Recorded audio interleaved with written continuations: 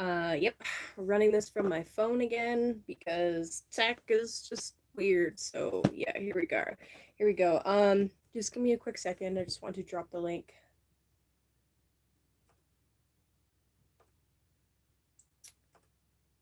And allow people to come in.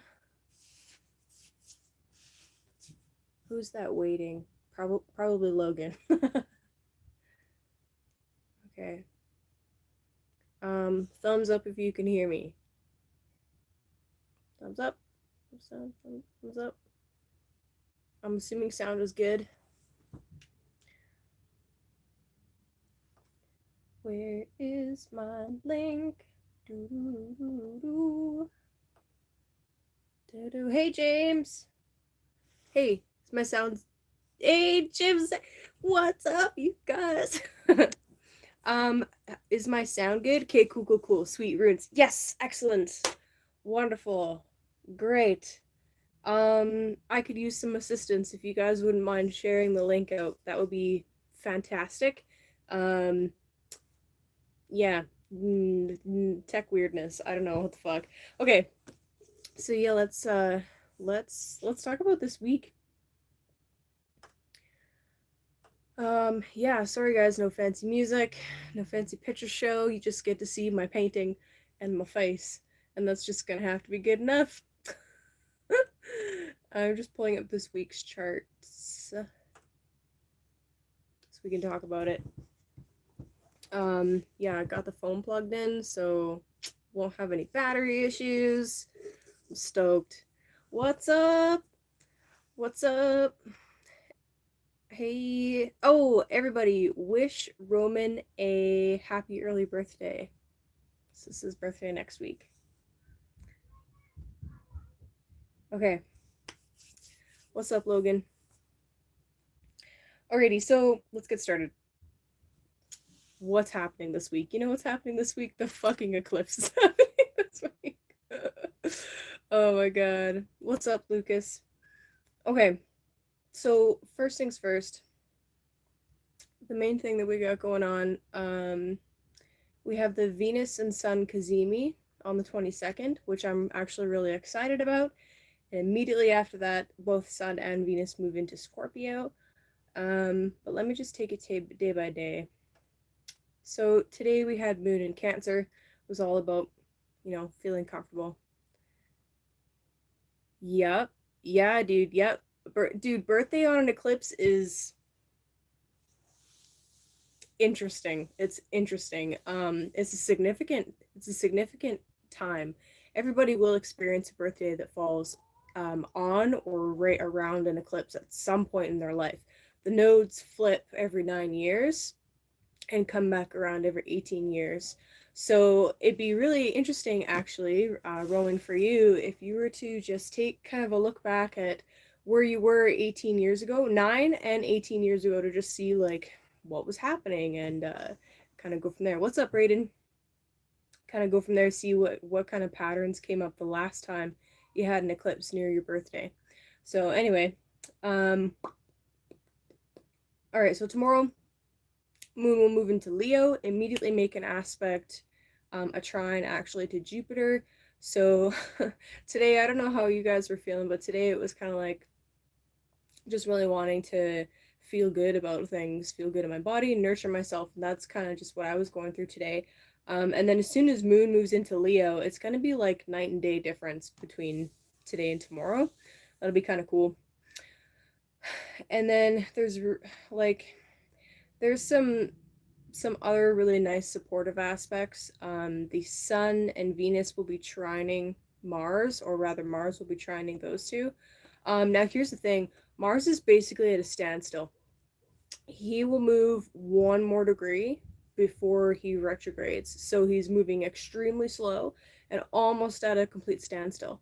How this translates into our lives is, I don't know about you guys, but my motivation level to like get shit done, when Mars entered Gemini, it was like, boom, let's go, let's get things done. And then as it slowed down, it's like, so I don't know if you guys can relate to that or not, but that's definitely something that's happening. Mars is still squaring Neptune as well. So in addition to it slowing down and literally translating to us moving slower, some of us anyway, maybe not everybody, but in addition to that, there's also this like this sapping going on. Um, it's a really interesting aspect. There's a lot that I could say about it. I mean, with Neptune, you have like the spiritual realm and this fog at the same time. And then with Mars representing like our actions and our masculinity, um, drive, ambition, basically. You can see where I'm going with this, right? Either for some people, it's like they become like the spiritual warrior with hard aspects between Neptune and Mars, um, or it's like the things that you want to do, they have to be channeled into something that has a higher cause, or else it kind of just disperses away. Anyway, so that's the thing. We will experience kind of like this prolonged square between those two. But anyway, without the visual, I'm trying not to get too deep into the details without the visuals. So anyway, feel free to speak up and tell me if I'm like if I'm losing you guys. Ninja Turtle logic. It could give you, yeah, it could give you superpowers. Oh, that's cool, Edward. What's up, Mari? Hey. Doo doo doo doo doo doo. Yep. Hey, Chris. Yeah, you know what? Ninja Turtle logic? Why not?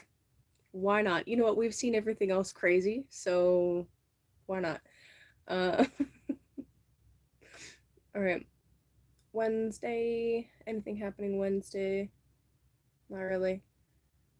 I mean, always there's always something happening, but hello, Jen and Chance. I'm so glad you're together. That's beautiful. Yeah, in case you guys didn't know, Jen moved down to the States. I'm both happy and sad. Okay,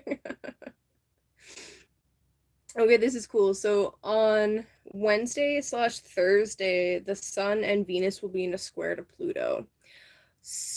Crazy psychic weather. Totally. Yeah, 100%. Honestly, I feel like that Mars square Neptune is thank you, Rachel. You're the best. I feel like that Mars square Neptune is I don't know. I feel like I'm understating it, but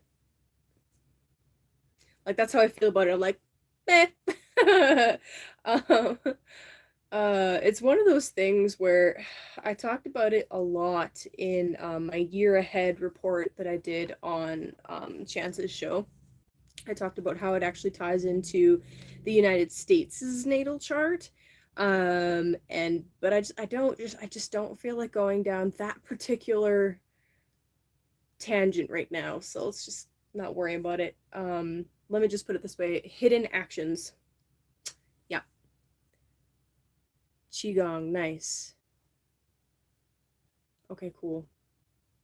Oh, did you show Mari some qigong? That's awesome. That's super cool.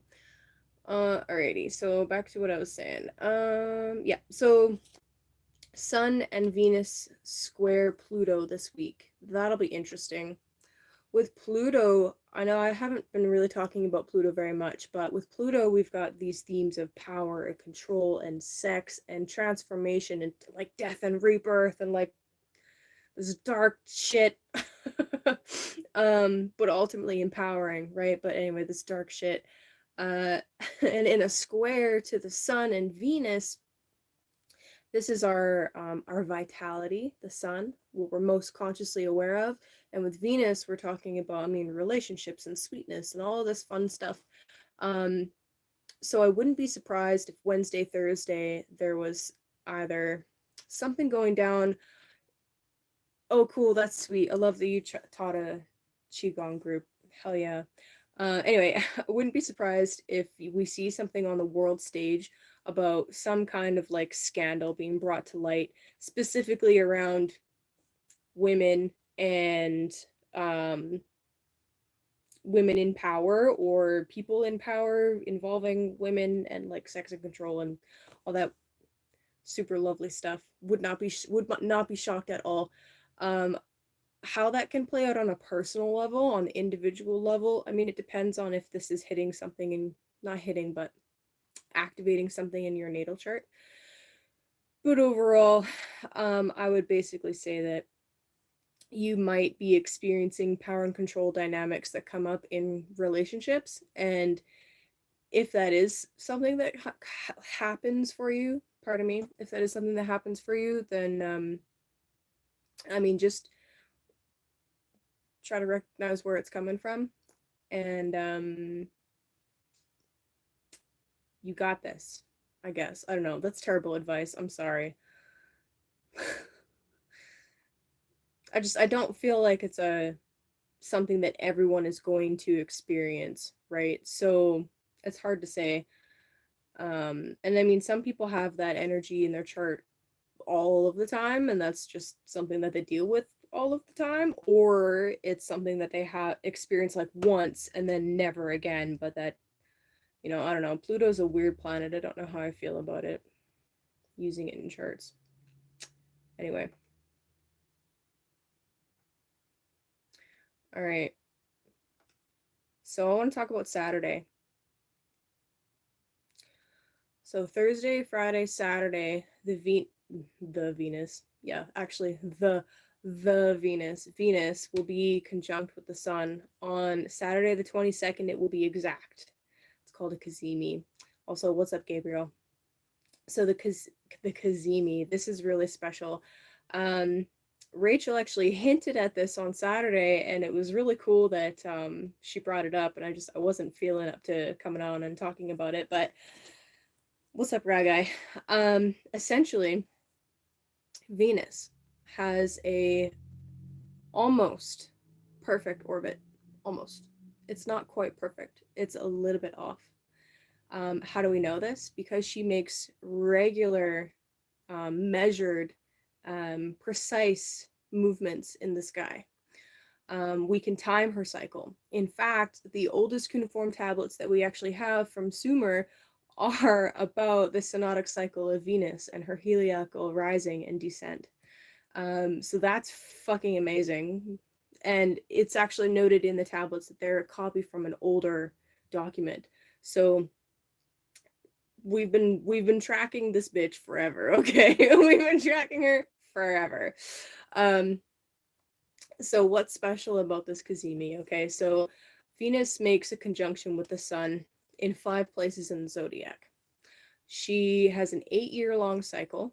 All right, 8-year-long cycle, and there's 5 points. 8 plus 5 is 13, number of the goddess. So anyway, she makes this point, 5 points in the sky. All right.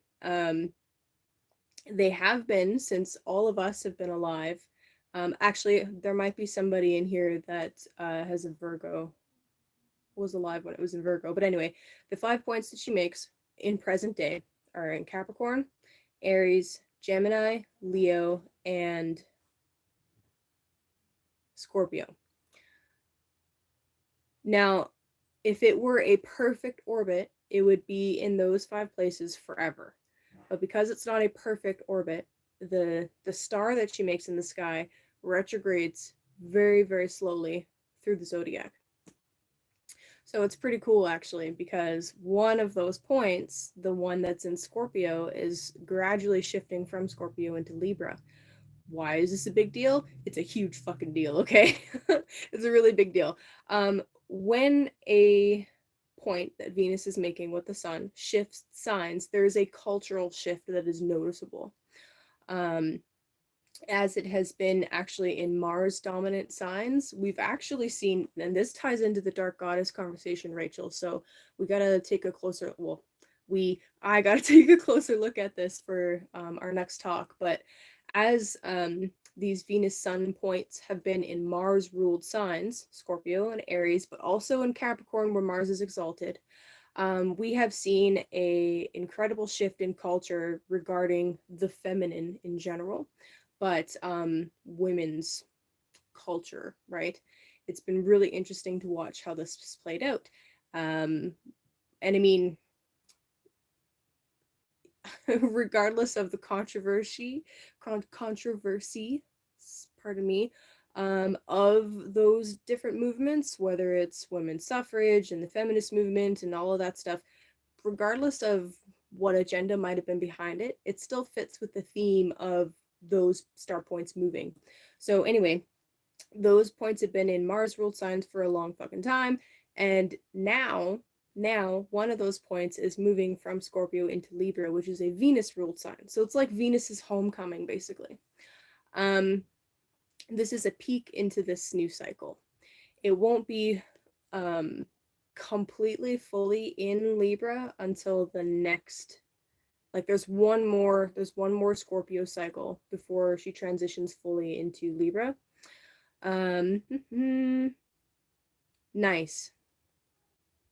Nice, Braden, that's awesome. Yeah, so anyway, it's actually a big deal.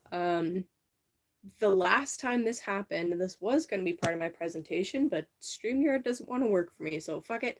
The last time this happened, that a point moved from Scorpio into Libra, was 1775. What happened in 1776? Y'all had a war. Now, what was one of the main things of that war? The Boston Tea Party. Taxes. Y'all didn't want to be taxed. Guess what a theme of Scorpio is? Taxes. Death and taxes. So I think that's really fascinating. And of course, with Libra, we have all of this iconography of like balance and justice and all that stuff, right? So I think that is very interesting. Okay, so the Venus star point. Yeah, what's up? Yeah, okay, so the Venus star point, Martin. We have the first exterior conjunction on the 22nd of this week. And then in 4 years, there'll be one more Scorpio cycle.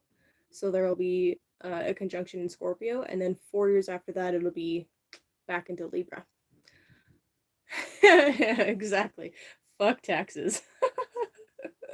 Okay, so yeah. Interesting stuff. Really interesting stuff. There's some excellent work out there. I encourage people to look into it because it's really interesting. And I'm excited to be an agent of change for this. You know what I mean? Good morning. Oh yes, you're in Brazil. Yes. Yes. Okay. So anyway, that's really exciting. That's what's going on. Then on Monday we have the eclipse. Our Monday or Tuesday? Oh, I'm sorry. It's Tuesday. I titled this Eclipse Week. That was a lie. Sorry, guys. Tuesday is the eclipse. I just got excited. Oh, Finland. Oh my god, who was in Brazil? Sorry, my friend. I apologize. My bad. Okay, anyway, the eclipse is on Tuesday. So I got excited. I put that in the title. It's actually next week. But sue me. Sue me. Okay. So what do I want to talk about for aspects? I'm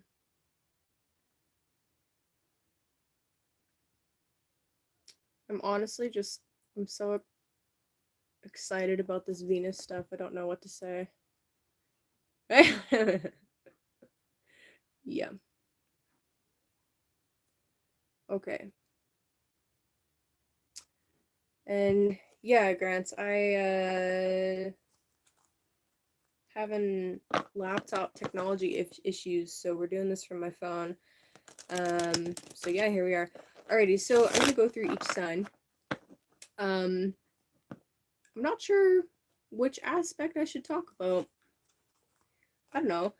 We are going into Scorpio season, so do you guys want to hear about which house Scorpio is for the signs, or do you guys have a preference? Do you want me to talk about Mars? Do you want me to talk about Venus? Saturn stations direct, by the way. Forgot to talk about that. Yeah, on the same day as the Venus Cazimi, so the 22nd, Saturn stations direct, meaning that he's no longer moving backwards, he's now moving forwards. I could talk about what that means. I mean, Saturn's not fun, but I could still talk about it. And I mean, I think it's subjective. If you have if you're ruled by Saturn, so if you're a Capricorn or an Aquarius, what's up, Rel? Then Saturn moving direct would be like, thank God. All right, no input. Okay, that's fine. I'll just go through the signs. All right, so I'm going to start with Aries and go through the normal order. You're welcome, Chance. And let's talk about like a clubbed goat.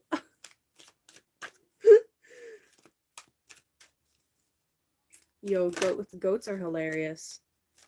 I love goats. Speaking of Capricorn.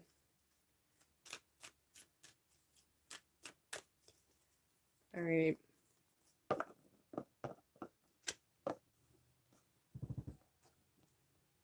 So yeah, is there any particular planet that you guys want me to talk about for the astrology? I'm down with that.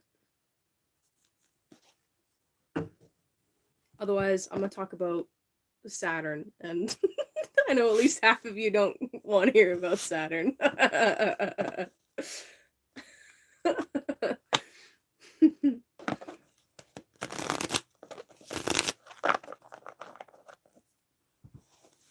Yeah, it's easier to do like random sign beginnings or you know, different orders and stuff when I'm using StreamYard, and I can put up like little banner thingies, but I'm just doing this from my phone because StreamYard is not cooperating with me, so I'm just gonna do regular order. Saturn is our structure. You're absolutely right, Mari. I feel like I'm on a warpath. Just like stop shit talking Saturn. Alright, Saturn it is. Okay, Aries. So Saturn will be turning direct in your 11th house. So if you are an Aries, a sun, or an Aries rising especially, talk about Saturn, but do it responsibly. Okay. Alright. Yeah, if you're an Aries rising, an Aries sun, Aries moon might feel this as well. Saturn turning direct in your 11th house. So this has to do with essentially this has to do with your longer term goals and dreams. The 11th house also has a lot to do with your wider social network, your community. And Saturn turning direct for you, Aries, can quite literally just be about finally feeling like you can move forward with clean your room action. Yes, I'm sure he's got a strong Saturn. I'm gonna work that into each archetype if I can. Clean your room. That's funny. Clean your room's like Saturn and Virgo. Yeah. Edward, are you an Aries rising? That would be 5th house Leo. Okay, so anyway, Saturn turning direct in the 11th house. This is akin to essentially, there have been like some long-term plans and long-term dreams and goals that you've had that have been going through a series of, I don't know, like revamping. Like there's an area that you really want to push forward in and really want to achieve something in, but it's like there have been delays and setbacks and obstacles and hoops that you've had to jump through. With Saturn turning direct, it's like finally some of these things that you've been going over and revamping, it's finally falling into place. Like, okay, yes, now we can do this. Now we can do this. Now we can do this. So that's kind of beautiful. What do we got for Aries for cards?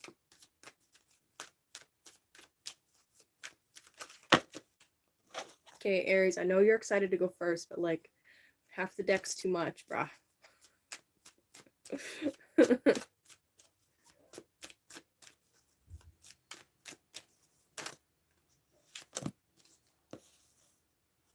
Cool, okay. Oh, I just missed that.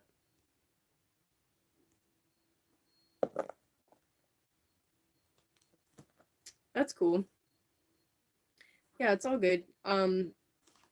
If I ever say something that's not clear, feel free to ask a question about it. I am happy to try and simplify and explain something if it's a little bit like confusing.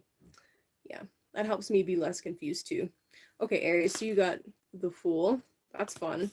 Eight of Pentacles and the King of Cups. Okay, Aries. Whew. This is cool, okay, actually. The deck is not half stacked. Alright, so this is cool actually. So this is something that you've been working on really hard, that you pay a lot of attention to. You pay attention to the details on, right? That is the whole archetype of the Eight of Pentacles, is working really hard, diligently, doing something over and over and over again to perfection. The Eight of Pentacles is about the long-term game, not the short-term game, right? Which can be difficult for Aries depending on some of your placements, right? And we were just talking about Saturn. Saturn is about the long-term game. But it finally feels like something that you've been working on really hard is finally moving forward. And there's an aspect to this about really needing to trust spirit in this, and allow what needs to flow. I love with the Fool that he's gotten like little to no baggage. He has just a little bit, just what he needs, the absolute necessities. So that's really beautiful. And I feel like the Saturn retrograde through your 11th houses have been helping you like trim the fat from your social network, right? From your, I don't know, any area of life that felt like it was sluggish and weighing you down. You've needed to trim back on that, and that's fucking great. I also love that the King of Cups came out for you as well.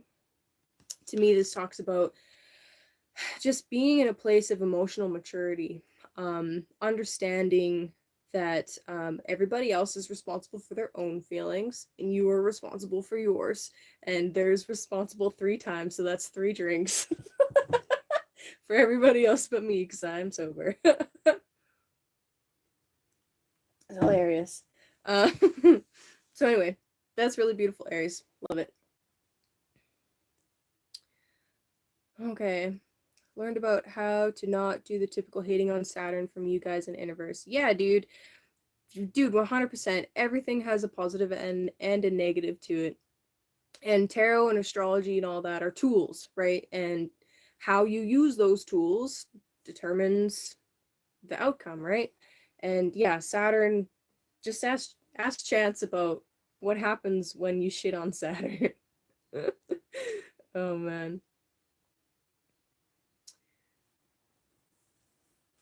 Yeah, and I mean, okay, so like with the Fool, this is an interesting card because 0 is a new concept. All right. There used to be no number on the Fool. It's both, hey buddy. It is both the beginning and the end. Right? It's like a new phase of the journey. It's not necessarily like you've never left the house before when you get the Fool. Yeah. So I hope that makes sense. It's like whatever was weighing him down, he's had to release it, or else he's not going to survive this jump off the cliff. You know what I mean? You know what I mean? Yeah. Okay. Also, shout out to Cirrus Fox for this fucking sweet selenite dagger. So cool. I've been using it the last few streams in between reads to like help clear my deck and stuff. It's fun. What's up, bird dog?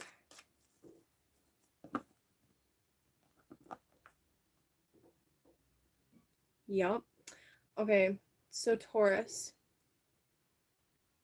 And yeah, Andy, I'm going in regular order because we're going from my phone, so it's just what it is. It is what it is. All right. Yeah, dude. It's so sweet. Okay. Saturn, Taurus. We're talking about Saturn. Oh shit. Help. Help me. Help.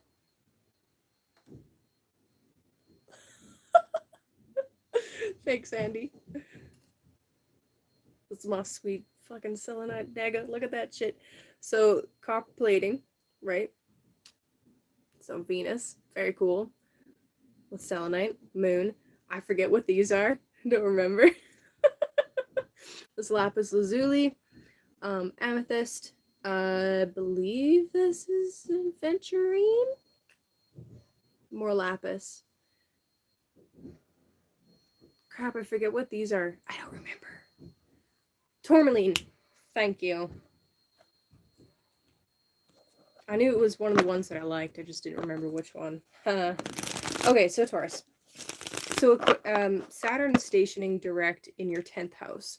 So this is the house of career, of your public image, your what you're known for. Now that can also be the MC, but we're not getting into that right now. Basically, Saturn turning direct in your 10th house. Right? Yeah. You're gonna have to talk to Saris about that, Chance. It is sweet though. It would do great in your arsenal. Okay. So there's been an area, your career, right? Your job, and it finally feels like it's time to move forward in that area. Okay. Wherever Saturn has been transiting, Saturn is basically the power to say no, or forces you to say no. Like, and when Saturn enters into a sign, often there's this like extreme lack in that area, right? So, it's kind of like for Taurus, there's been not a complete halt, but again, like I said, with Aries, there's these loops and obstacles and just this crap being thrown at you in the area of career and your job that you've needed to deal with, or like constant tech glitches and like stuff like that. So as Saturn is stationing and moving direct, you'll finally be able to feel like you can move forward in that area.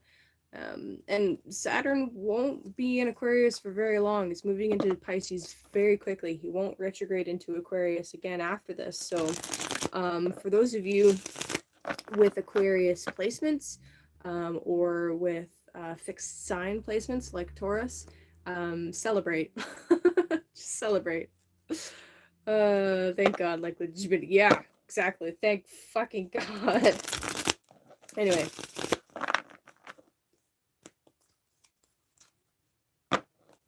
I just want to acknowledge the hilarity of the fact that I'm wearing a Death Angel hoodie, and I'm all like, yo, no, don't be shit talking Saturn.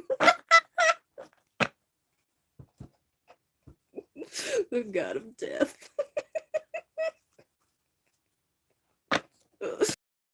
Metalheads, though. Oh, god. Oh, man. Hey, that's cool. Hey, Runes. I checked out some of your videos, actually. I was snooping. I was like, I want to hear this music. Anyway, you got some cool stuff. I like the chill, psychedelic stuff. Yeah, it's sweet. Alright, Taurus. What's up, Cody? Cody in the house. Okay, Taurus.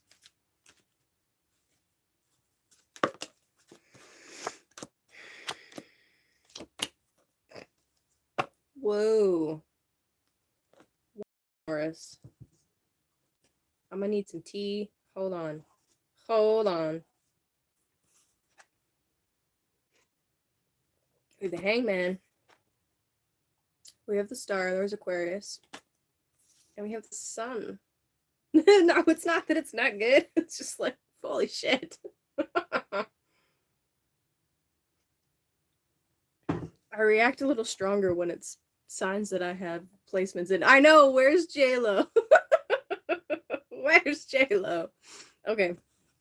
Should be freaking out right now. Alright, so Hangman, Star, and the Sun. Well, there's an area where you have felt hung up, right? That's Saturn stationing, not fucking moving. There might have been areas where you've needed to change your perspective and had beliefs challenged even. But with the Star also coming out, that's interesting. And the Sun, like, whoa, Taurus. Whoa. Okay. Side note, we are entering eclipse season. If you have, well, honestly, any placements in Taurus, the eclipses are gonna definitely change things for you. Now, I don't want you to be afraid of eclipses. I get anxiety needlessly over really dumb shit, so don't follow my lead in that regard. Sorry. Do Qigong, I guess, with chance.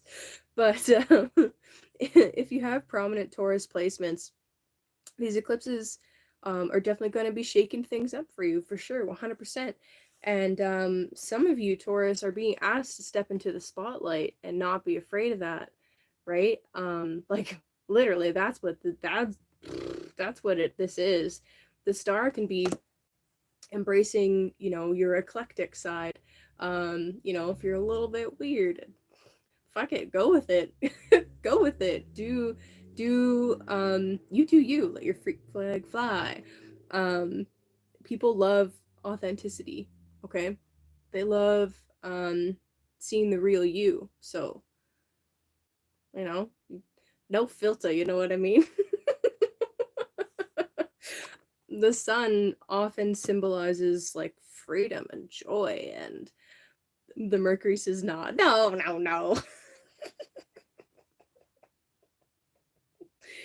Come on, Andy. This is Andy being like, I don't know if I want to do that. Oh man. But for real,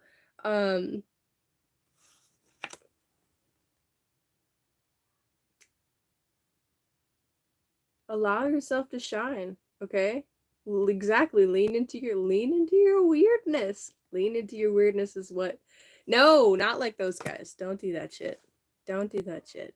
No. Bad. That's not this. That's stupidity. I can't even. Oh my god. Okay. Anyway, Taurus, I think these are fucking great cards. I love it. So there's nothing negative to say about this. The only thing that I might add is like there's something significant about there's something significant about the process of going through the dark night of the soul. There's information or knowledge or gnosis or whatever that you're supposed to obtain and bring back with you to share, to shine a light on it. Okay? That's what you need to be doing. That's what you need to do. That's what you need to be doing. Do that. Okay. Do Gemini. Okay, Gemini.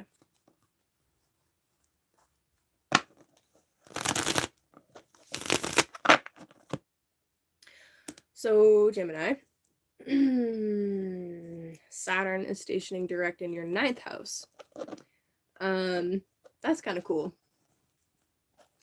So with the 9th house, we're talking about teaching, publications. Oh my god, what's with the bots? Why? Where's Andy? Andy, Andy, I need you. Oh my god. Okay, hold on. So ninth house has to do with publishing. It has to do with teaching, putting yourself out there. It can also be talking about long distance journeys, pilgrimages, going to a far away place for the purpose of discovery, right? The purpose of self discovery, right? Know thyself. So with Saturn stationing direct in the ninth, this could like quite literally be you deciding to well, if you've had any issues around publishing and putting things out, then this is like those issues finally clearing up and like, okay, we can move forward with these projects. Alternatively, it could just be if you've been trying to take a trip and you haven't been able to, now you probably could, in theory. It can also just be really maturing a lot with your beliefs and your, not your like religious convictions, but kind of.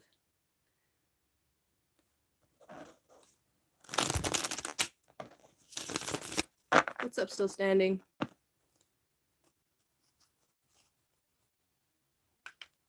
Well, what's sad about the stop oil thing is like, I watched the one video with the Van Gogh painting, and the worst part is that they are completely convinced that what they're doing is the right thing to do. It's brainwashing.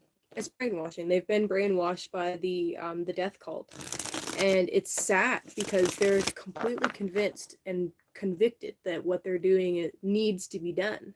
And I think that's the saddest part about it. Like, I have a lot of compassion for that, because when you grow up in the school systems that we have right now and you don't have any it is Stockholm syndrome 100%. You don't have any input from alternate sources. What are you supposed to believe? What are you supposed to believe? And yeah, so anyway, I have a lot of compassion for that mindset. Anyway, it's really sad, and it's really difficult to break brainwashing. It's very difficult, and the people themselves have to want to break out of it. So here we are. Oh man. Okay, Gemini. So like I was saying, Saturn stationing in the ninth can be a reorganization of your beliefs. Parenting 100%. Yeah. Speaking of brainwashing and stuff like that. Man, we all we're trying to do tarot and we're like, let's talk conspiracy. Fuck, you guys. Oh my god. Yep. I wouldn't have it any other way though. Yeah. It's like okay, Saturn in the ninth is like a really tough teacher telling you that you're doing it wrong so that you do it better. That's Saturn transiting through the ninth. Okay, what do we got? What's up, Stim?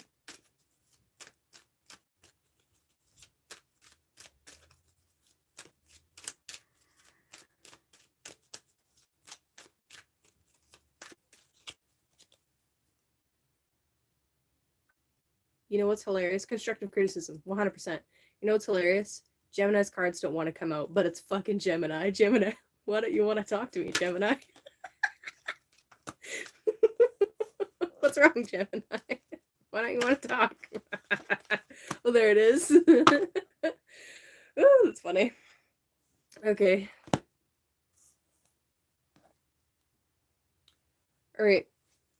So, it's funny. I made the comment about I don't need more Sky Daddy issues.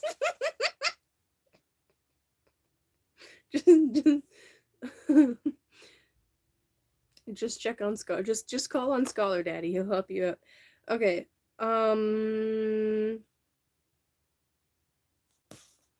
Gemini. Do you need help grounding? Do you need help grounding? This is what came out, the 3 and the 4 of Pentacles, and then the universe, which is Saturn. So, okay. First question, what house is Saturn? Or what house is Capricorn? 8th house. Okay, great. Yeah, that sucks. Oh. Hold on. Let me go through this thought experiment. So if you're a Gemini rising, what's up, Nicholas? If you're a Gemini rising, Capricorn, structure, groundedness, reality. I know Saturn is coming up a lot. Um, structure, groundedness, reality, responsibility, discipline, order. Those things feel like death to a Gemini, to the Gemini archetype. However, that is where you are reborn. That's your 8th house. It feels like death, but that's where you're reborn. So how are you doing, Gemini, with things like structure, routine, discipline? Yeah, check in with yourself. When I say those words, how does that make you feel? Are you connected to your body, or are you always in your head? The 4 of Pentacles, out of order comes chaos. No! I mean, yes, I don't know, both. These came out at the same time, okay? So the 4 of Pentacles is about stability, right? It's literally Earth, that's the Pentacle suit, and the 4 is about a stable base. This could actually be asking, like, hey, are you saving money right now? How's your cash on hand? You know, do you have like a slush fund in case of emergency? You know, things like that. And the 3 of Pentacles is usually talking about like some kind of project where you're working with other people. It's usually co-collaboration. Not always, but sometimes. So, you know, yeah, do you have people around you that you can rely on at all? So, yeah, those are things that I want you to consider. And then with the universe coming out, this is a strong indicator that there is a distinct end and a distinct beginning occurring, right? Because the end is the beginning is the end is the beginning is the end is the beginning is the end is the beginning. Yeah, so there's that. Anyway, there you go. If you don't know, now you know. If you don't know, now you know, brother. Saturn, Capricorn doesn't rule comedy, but whatever, that's okay. It'd be the driest, most sarcastic humor ever. That would be Capricorn. I don't know. I wonder what makes someone a good comic.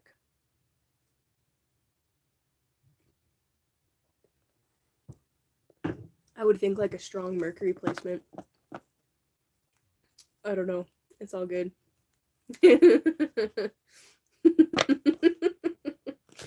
Oh shit. You guys crack me up. Oh, now I just mixed my deck up. It's meant to be. Okay, Cancer. Okay, Cancer. For you, Aquarius is the 8th house.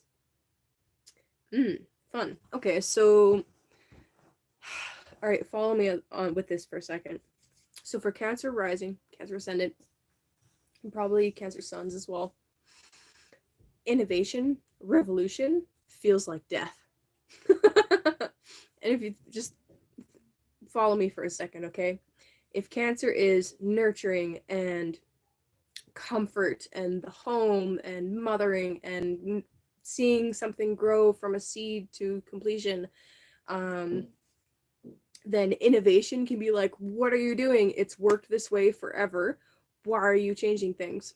So that's kind of funny. But it could also be like, yeah, Aquarius is like, it's not emotional, it's logic. It's pure logic. Science, the scientific method is very Aquarian. And Cancer is not about that at all. It's about feeling. So that's interesting. But in that Aquarius realm, that is where you're reborn, right? So for you, Cancer, with Saturn stationing, thanks, thanks, Regan, you're the best. With Saturn stationing direct for you in the 8th house, that's really interesting. So it could be like, it's almost like everybody with strong Cancer placements is going through a really intense like purging. And if there have been like shared projects that have kind of ground to a halt, that can be an 8th house theme. Shared projects, shared resources. It's the house of death and taxes, you know. Oh, what's up, Rel? Yeah, okay. Shared projects and shared resources for sure. It's like if there's been something going on in your partner's life that has caused them to, not have as much resources, or, shared property issues are coming up, Saturn turning direct will help you resolve those things. That's kind of the like exoteric, mundane way of looking at that.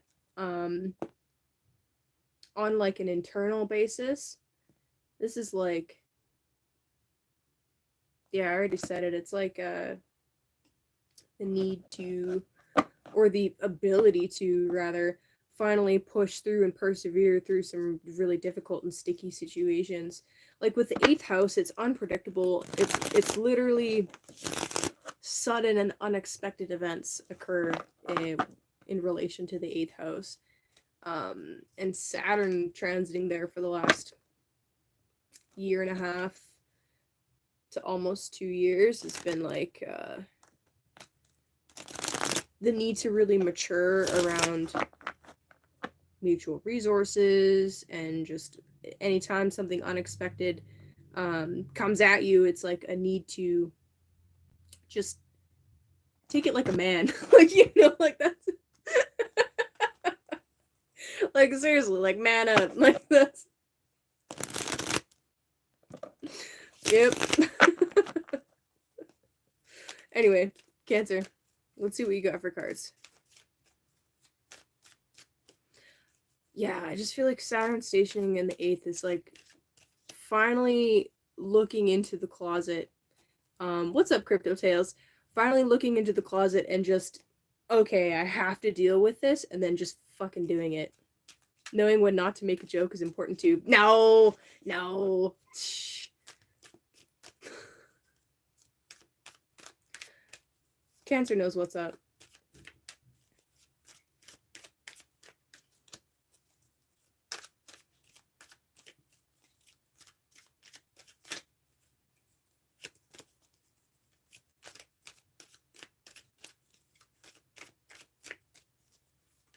Oh, hello. What are you doing there?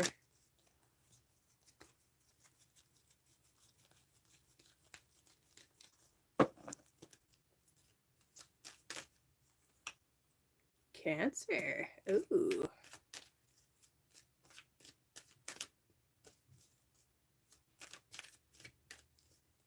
Bird Dog, do you know a Cancer that's struggling with that right now? I mean, I would agree with you, but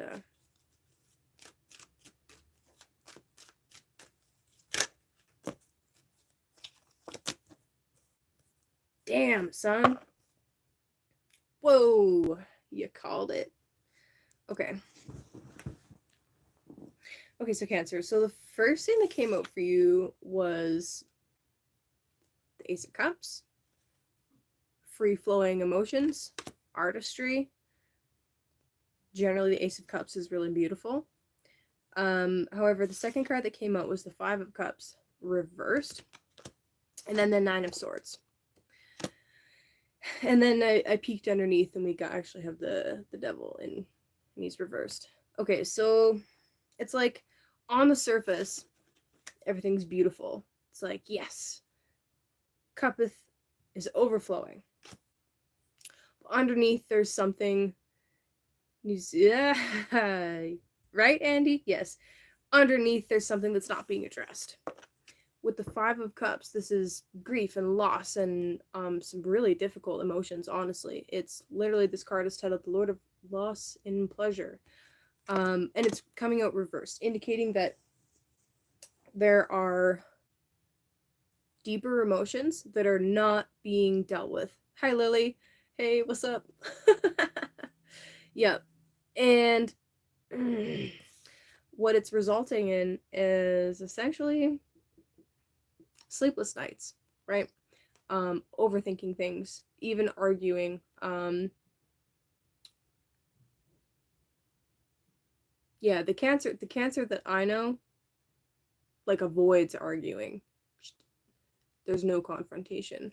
But I'm sure that's not true for everybody. But anyway, regardless, there's like some seriously underlying emotion that needs to be dealt with so that you can actually move through the grief and move through the loss and, you know, actually address what's happening underneath the surface so that it doesn't come out sideways.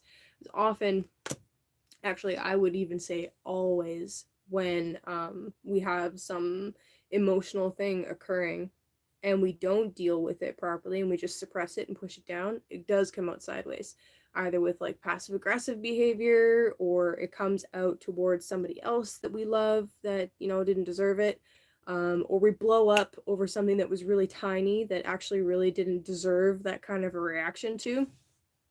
I don't know. Interesting, Cody. Well, yeah, you also got to remember that for Cancer, as far as like longer term cycles go, Pluto has been in their 7th house of partnerships in the last degrees of Capricorn.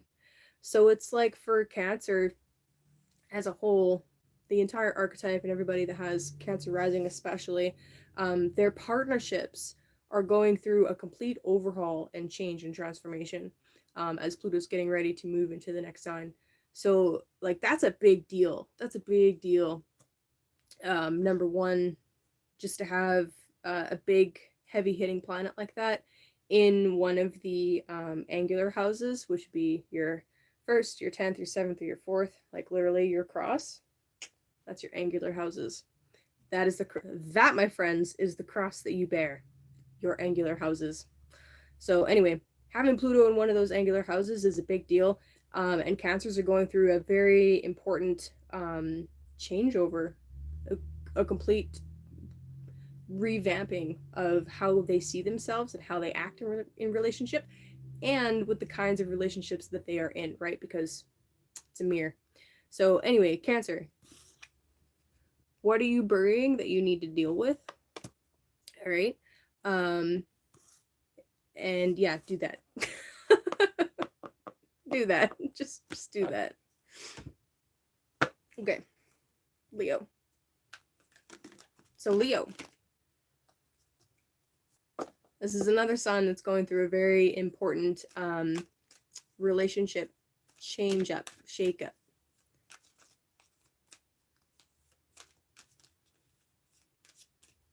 Crazy.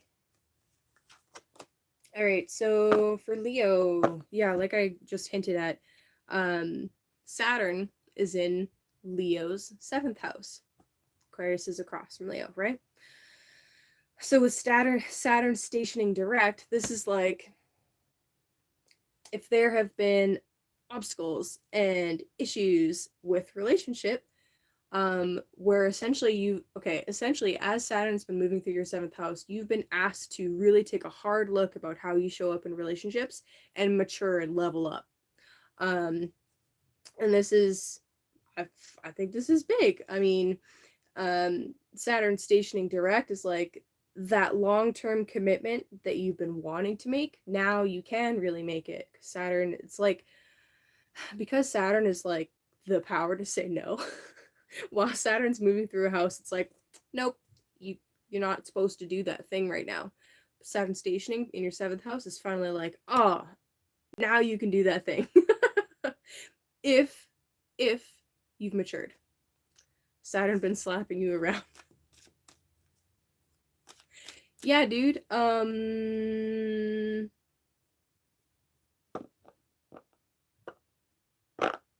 forget, are you... No, you're Cancer Moon. Leo rising or Cancer rising, Ral? I forget.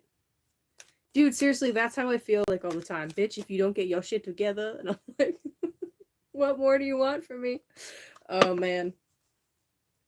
Yeah, Ral, I don't remember, are you Leo or Cancer rising? I know your moon is in Cancer. I just don't remember. Rising and moon. Okay, yeah, fair enough. And I mean, it's not a bad thing, right? It's not a bad thing, being told that you need to get your shit together. Sometimes it's necessary. Your real friends will tell you when you're fucking up.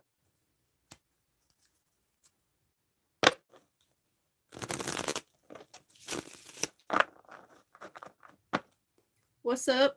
False reality check. Hey. Yes, uncomfortable. That is a great keyword for Saturn. Uncomfortable. Shit. Okay. Hold on. I thought I saw a card that was flipped. Just making sure. Okay, we're good.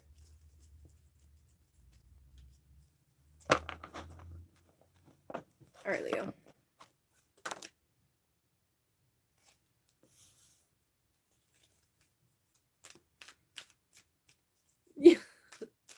Yeah. Where are we at? We are at Leo. So you're just in time for Virgo. Okay, Leo. The fuck, man.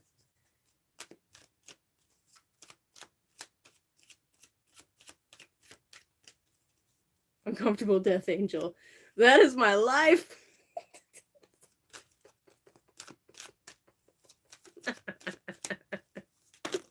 Have you ever sat on an urn before? You guys, the fuck. Alright. Leo. Make me all self-conscious. Shit. Okay, so the first card that came out for you, Leo, can't even make this up. I'm sorry. This is one of those places where you shouldn't laugh. Seven of Swords.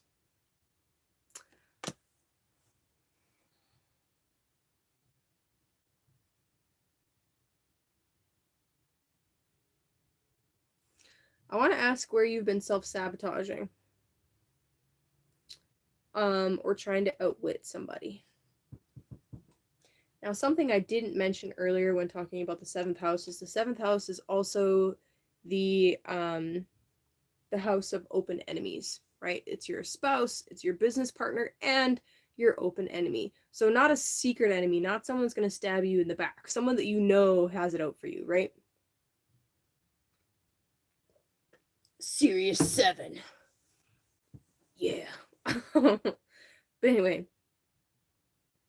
the 7 of Swords is usually interpreted as a hidden enemy type energy, like someone that's thieving or whatever. But we're talking about your 7th house of open enemies, and we're talking about I mean, literally in this system, this card is Aquarius. So anyway,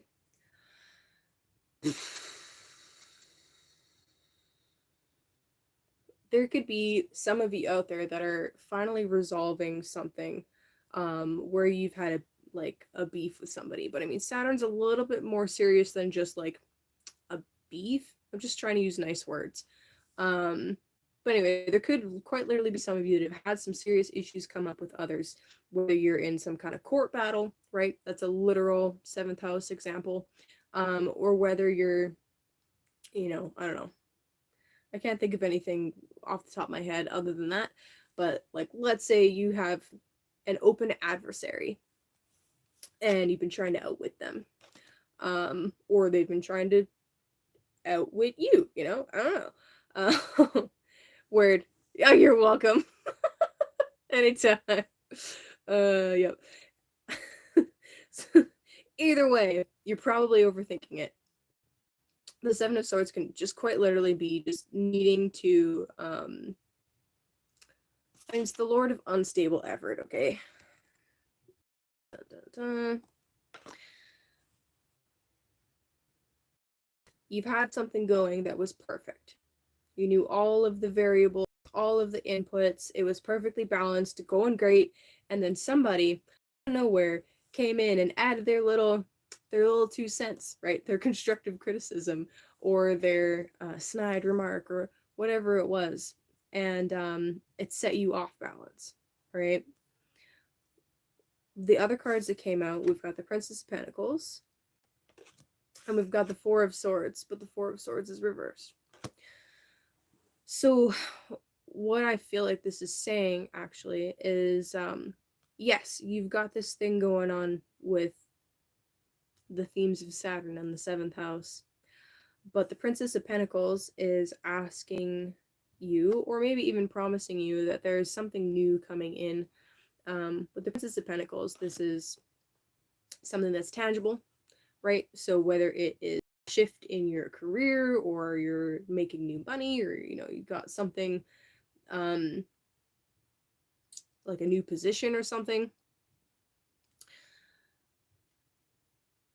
It's kind of like, I heard this piece of advice actually from a cross-dresser, so don't kill me, but it's from RuPaul. He says, if them bitches ain't paying your bills, pay them no mind. Okay? So don't pay attention to whatever else is going on if they're not assisting your forward growth, right? If they're not helping you with your forward momentum and whatever dream it is that you're trying to build, don't pay them any mind because they're throwing you off balance. And then with the Four of Swords coming out reversed, the Four of Swords is talking about the need to take a break and rest, the need to meditate. And possibly sometimes it could indicate I need to do a little bit further research. But I'm kind of viewing this as you need to take a step back and like chill a little bit.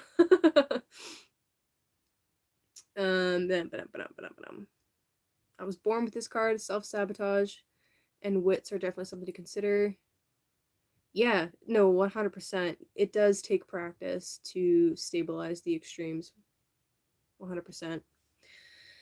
So anyway, that's Leo. So take a break, Leo. Check in with your body. And I mean, that's the other thing about Saturn, right? Saturn is about the 3D physical realm. So as he's stationing direct, is there anything that you've been neglecting about yourself, your body, your physical vessel? Take care of that. Thank you, Andy. You're a good mod. Man, why? It's so weird. I'll never forget the Nazi bots though.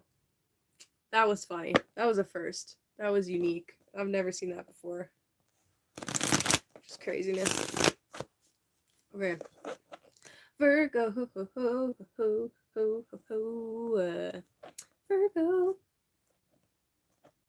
Need to stop smoking cigarettes. Yeah. I mean, yeah. I attempted growing tobacco this year.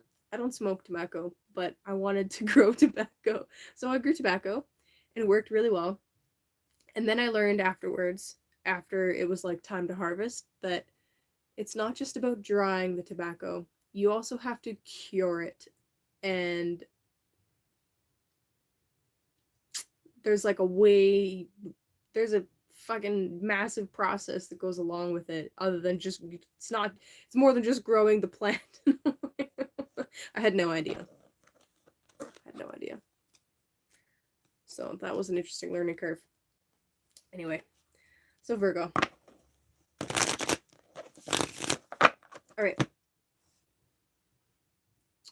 Yeah, apparently they don't discriminate. Can you imagine going on Tinder now? Oh my god.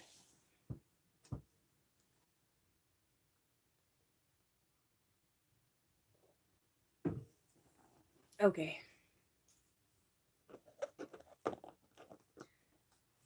put it on your dash. Oh, the tobacco leaves? Interesting.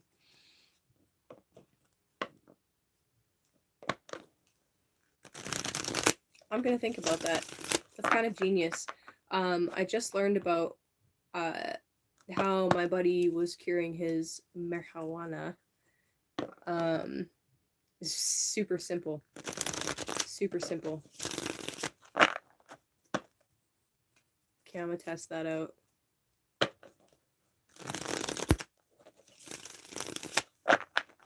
Yeah, dude.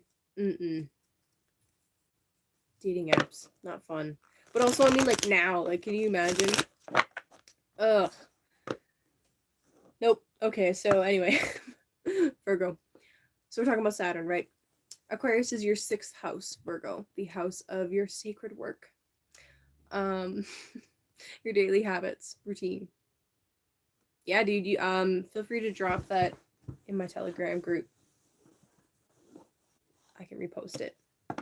So anyway, Saturn stationing direct in your 6th house, the house of work, health, and fun stuff like that. I'm curious, like, how have things like your daily routine been going for you? Yeah, exactly, Nicholas. That is what they did with cannabis. So I'm sure you could do something kind of similar for tobacco. But yeah, I'll try putting some on the dash. That's interesting. So anyway, how has your like routine been going? And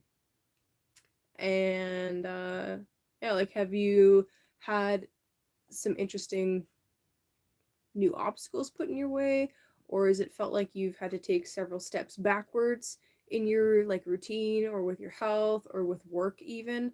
um the 6th house, like, fun little kind of side note, the 6th house used to be the house of slaves, um because usually you would be doing readings for kings and queens and caliphs and emperors and stuff, um not not regular people that didn't have slaves. So like, now we don't talk about the 6th house as the house of slaves, but it can be the house of employees. Oh my god. Oh yeah, dude. You lost your cat. What? But you got up to him on the okay, that's fun because the 6th house can be pets too, so that's really interesting.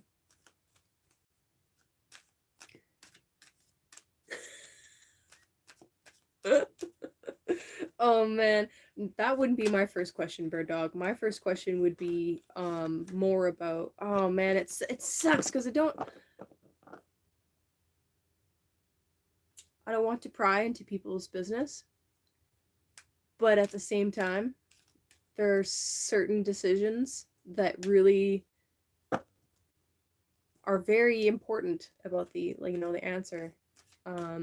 Certain medical decisions, right?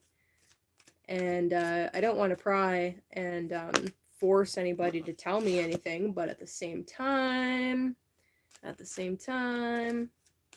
it kind of reveals a lot about value systems, right? And I think that's what it comes down to at the end of the day. Yes, there's a lot of health considerations, but it comes down to value systems for me. So, those were not Virgo's cards. Sorry, Virgo. So, yeah, speaking of health, in the 6th house. So, anyway, I feel like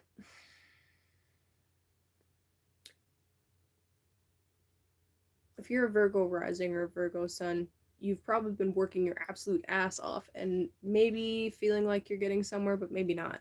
Maybe it's kind of like it's a drag right now. But you're also going through a really important maturation process where everything that you're doing now, all of the hard work that you're doing right now, as far as, building out a stable foundation for yourself for, your routine, um, building out a stable foundation for yourself as far as, who you're working with and what you're doing on a daily basis goes. Whatever discipline you've been working with, it's going to really serve you in the long run. So keep doing that. And as Saturn is stationing and going direct here, things will just feel like they're moving a little bit smoother.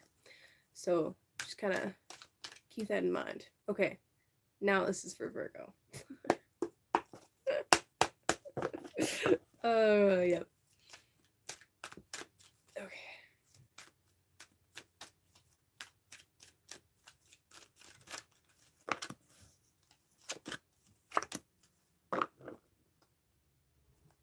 Cool. Alright, so we got Four of Wands. Actually reversed. We have the Three of Swords. And we have the Nine of Wands. Get out of here. Okay. So with the Four of Wands, I mean, sometimes this is talking about like a celebration, a coming together of people and just parties. Like literally this could be a party. With Saturn in the 6th house, you were not partying. But anyway, so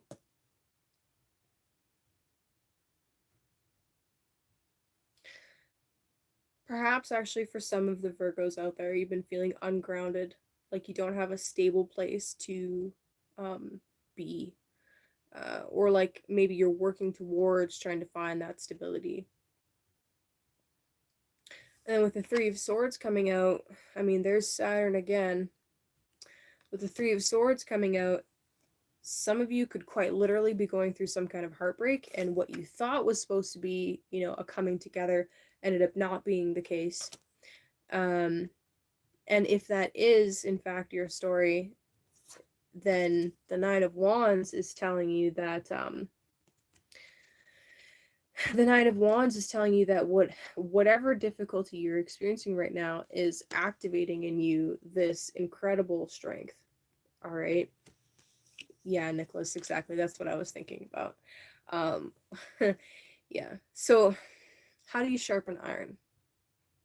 What sharpens iron? It's not talc. I'll tell you that. It's not cotton. It's not hair. You need a whetstone to sharpen iron. Iron sharpens iron. You don't get better at something by it being easy.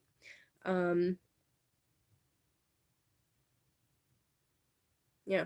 I also feel like for some of you, the Nine of Wands can be really, it could be related, it might not be, but it's like finally feeling like, or suddenly feeling like you have this confidence and courage and this ability to act when you need to act.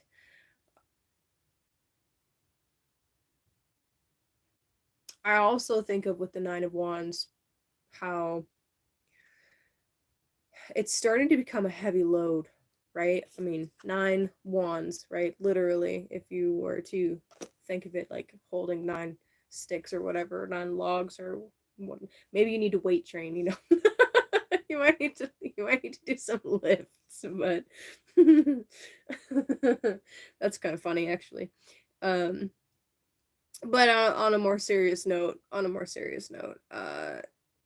it can begin to feel like a heavy weight, but I think that the important thing here is to just realize that yes, it's becoming a heavy load, but like I said, you're building serious internal and external strength, both, either, regardless. So yeah, there's all that. If that doesn't resonate for you, then the other way you can look at the Three of Swords is that it's like there's some kind of like contract, be it like a karmic contract, right? Or whether it's something that you literally signed with somebody else that is, it's coming to an end. It's being torn up.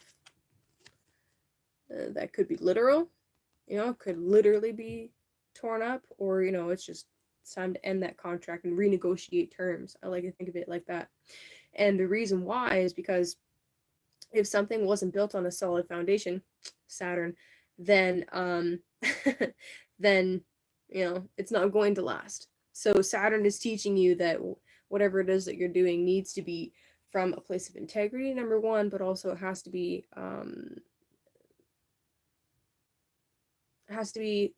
a solid and like a good contract, right? You need to read the fine print. You need to look at all of the details before signing anything.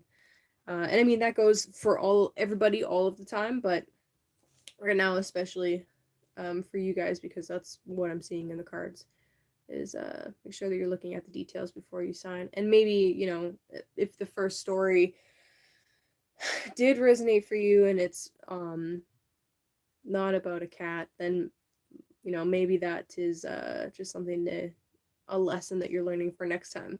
Now, underneath the deck, for you, my friends, we've got strength or fortitude or lust. There's a lot of cards for a lot of names for this card. But hey, Ruel, what's up, Daphne? So anyway, fortitude underneath, that's amazing. I think that really just hammers home what I was saying about the Nine of Wands being like, this is awakening in you a sense of confidence and a sense of belief in yourself. And you know, often that kind of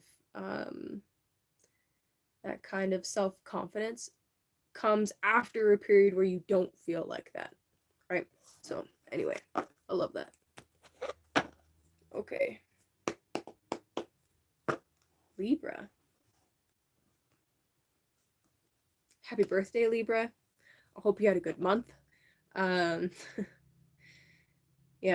Oh, I hope you had a good month. I'm excited for you. I'm excited for this transition that we're going through, where Venus's star point is moving into your sign. I think it's really beautiful. And I'm excited to see what the future holds. I mean, this conjunction this week is not like,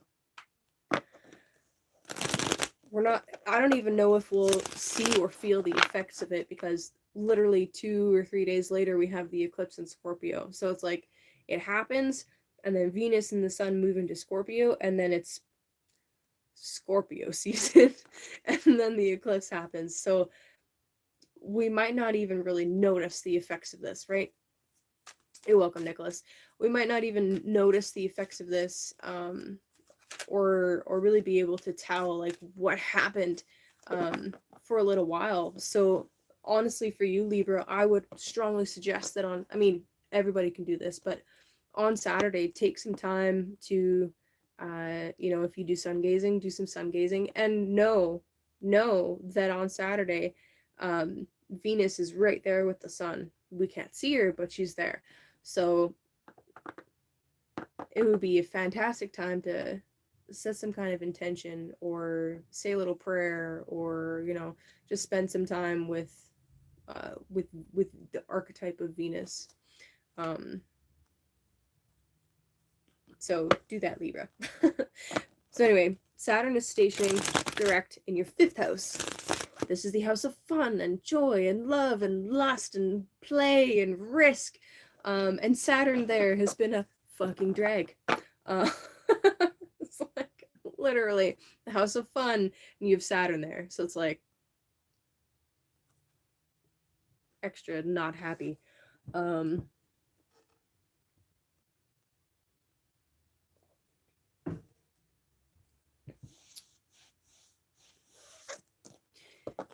Yeah, dude, Gabriel. The study of where the shadow falls is super fascinating. There's a few ways to look at how things affect the globe, using different like astrocartography stuff. And seeing where the shadow falls is definitely an interesting one. Yeah, so we'll see. We'll see how that goes down for Norway. Okay, so anyway, when it comes to children, when it comes to your creative projects, I bet that you've been going through a very important, I don't know, just leveling up in those areas. I personally know a Libra rising who, with their Saturn return, had a baby. So it's like literally, it was literally a leveling up for them when Saturn came around that one time. So anyway, there've likely been some kind of, I don't know, not, I wouldn't say like issue, but it's like the process of creating art and the process of just being with your child, if you have children, has been extra difficult for some reason. Don't know why, unless we talk about personal details. That's not what I'm here to talk about right now, but um whatever that extreme difficulty has been, Saturn stationing direct is like, thank God. um for Libra, like this can be like finally being able to finish some art projects that you've been working on forever, and it's been an absolute drag to complete them. That's like the lightest and nicest way that we can look at it. I would not be surprised if you go to take risks while Saturn's in the fifth, and then you get punished for taking risks, because Saturn is the opposite of risk. It's like, no, we're not doing risks, we're planning this out, and it has to be something stable. So, I don't think that like you can't play games, but I would be really curious to see what kind of games. Like, I don't know, what's a Saturn game? I can't even think of a Saturn game. Chess. Chess is a Saturn game. Wow. Okay, never mind. I can think. Yeah, that's how Saturn plays. Saturn plays chess. Or like Risk. Risk is a Saturn game. Wow. Okay, Libra, maybe you need to play some Risk. Ragnarok. Ragnarok is not a Saturn game. The end of the fucking world.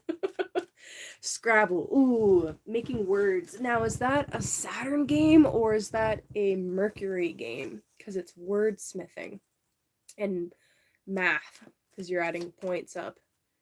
Strategy. Yep, strategies. Totally. Or is that a Saturn or Saturn Mercury? I don't know. I don't know. Oh, I don't know.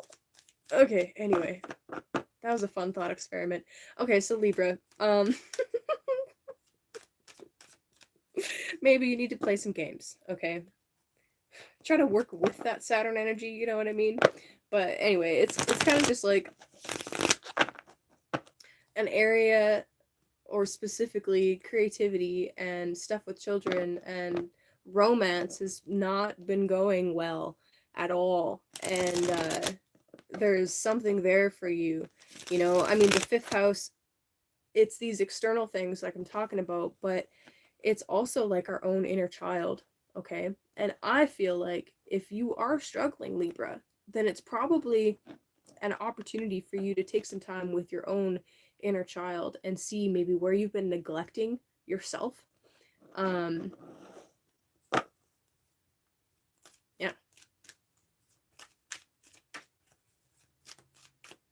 Have you been neglecting yourself and your own inner child? Do you know how to play? Do you know how to play? Do you want to build a snowman? It doesn't have to be a snowman.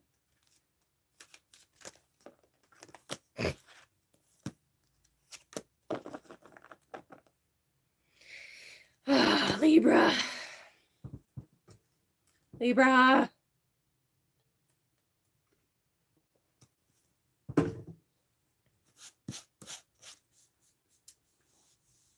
I have a couple of Libra people in my life.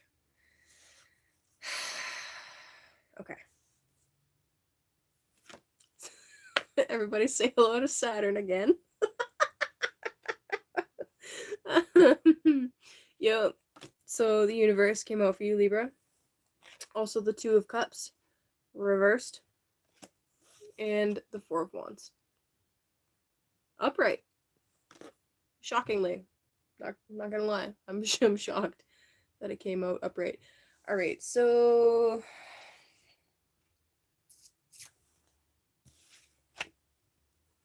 I know, fucking Saturn again. Yep. All right.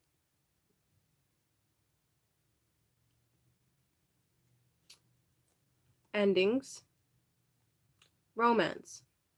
New beginnings, romance. This is reversed. Okay. So this is Saturn sucking the fun out of your life. Please don't blame Saturn, okay? It's not the planet's fault. Can you imagine blaming a god? They have stories about how that turns out for people. It doesn't go well. Okay? Don't do it. 0 out of 10 would not recommend. All right. Like I said, there's something that you're neglecting that you need to take a look at. All right? And if by chance you are a Libra rising, especially, but if you're a Libra sun, Libra moon, whatever, and you find that things like artistry and romance and fun just isn't happening, it's just not there, it's because there is something else that needs to be taken care of first. And then you got the Four of Wands. I kind of like that as the third card. I actually really like that a lot. The Four of Wands can be games. The Four of Wands can be fun and celebration. So I really feel like once you acknowledge that there is an ending that needs to occur, so Saturn is taking a break. Saturn is saying no. Saturn is boundaries. Saturn is stepping back from something. Saturn is going to take a nap. Okay? Taking a nap. That's, you did your Saturn. Good job.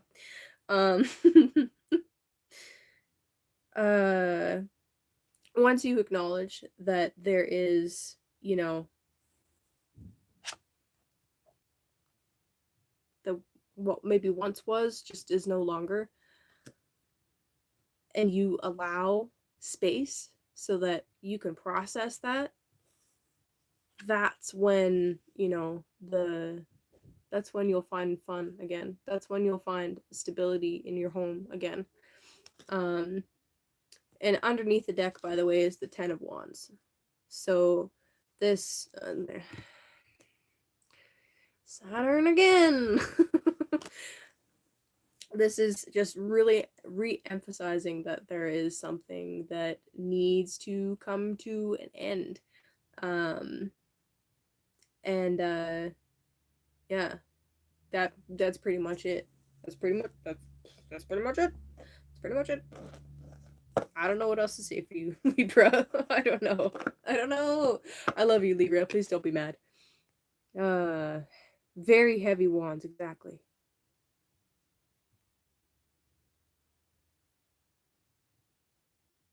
I swear to God, Gabriel, you speak in another language. Another language?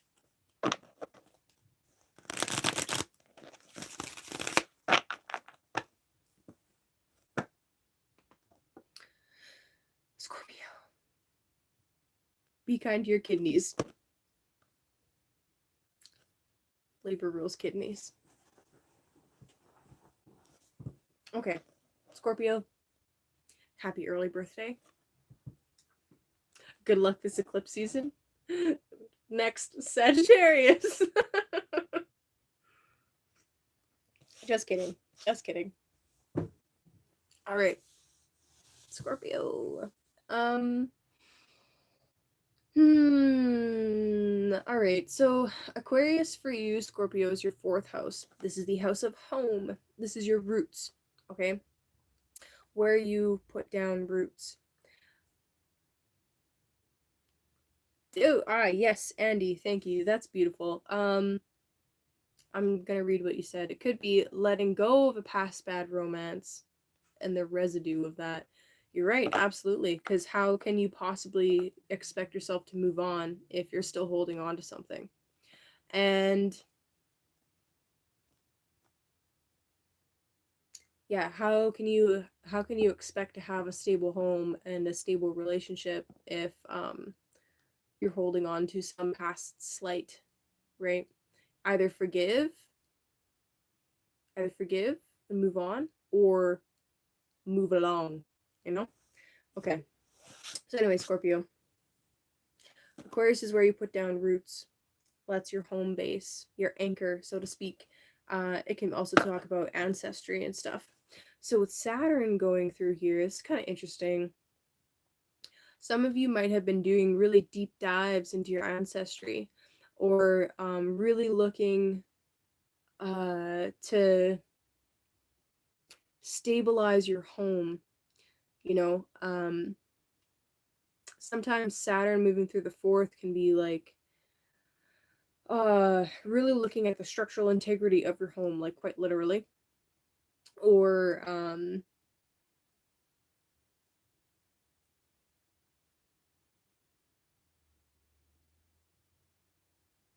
yeah, just really not examining, that's not really the right word for Saturn, but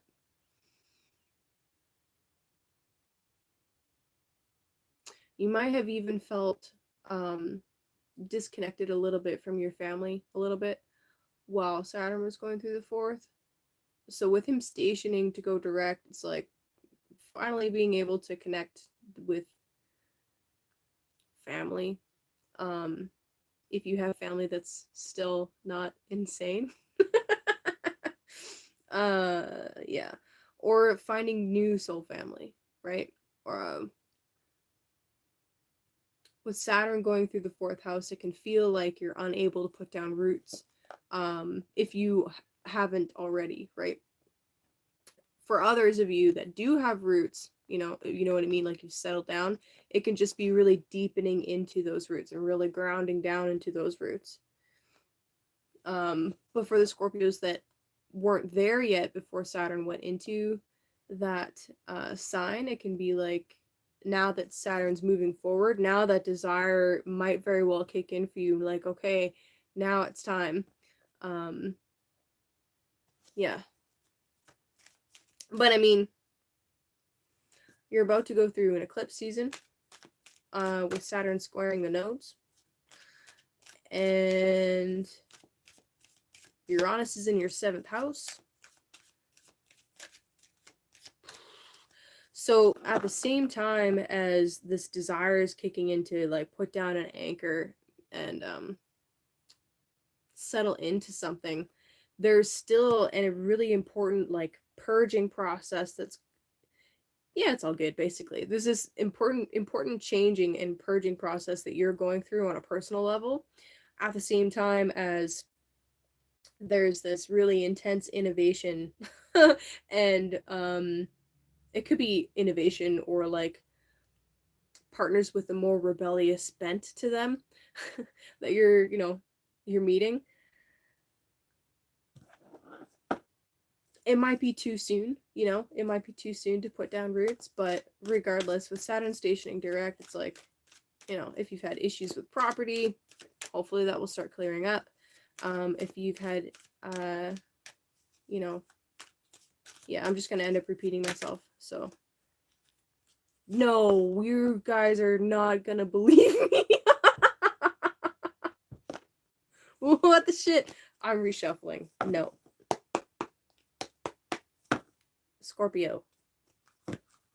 That was weird. Partners with Lilith things? No, partners with Uranus things. Yeah. Partners with Uranus things. No, I'm putting it back. We're shuffling. In the penalty box. You're on a timeout. You're on a timeout, Saturn. That's funny. That's a Saturn thing.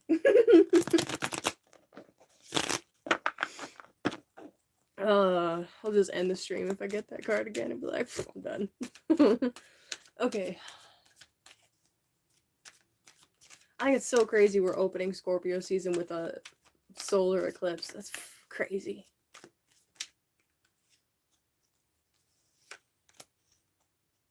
It wasn't the same card, but you guys are still gonna laugh. Okay. Scorpio. Scorpio.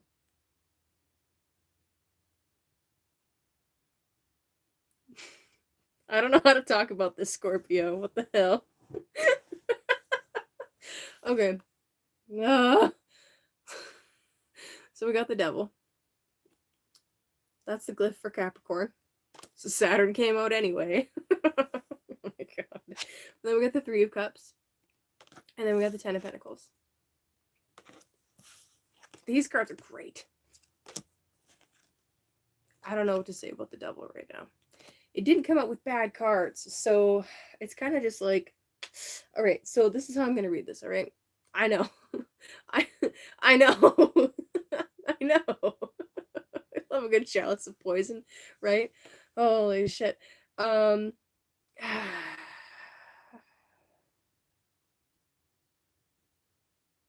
Scorpio, it's time to grow up. You know what I'm talking about. Saturn in the 4th house is telling you that you have to grow up.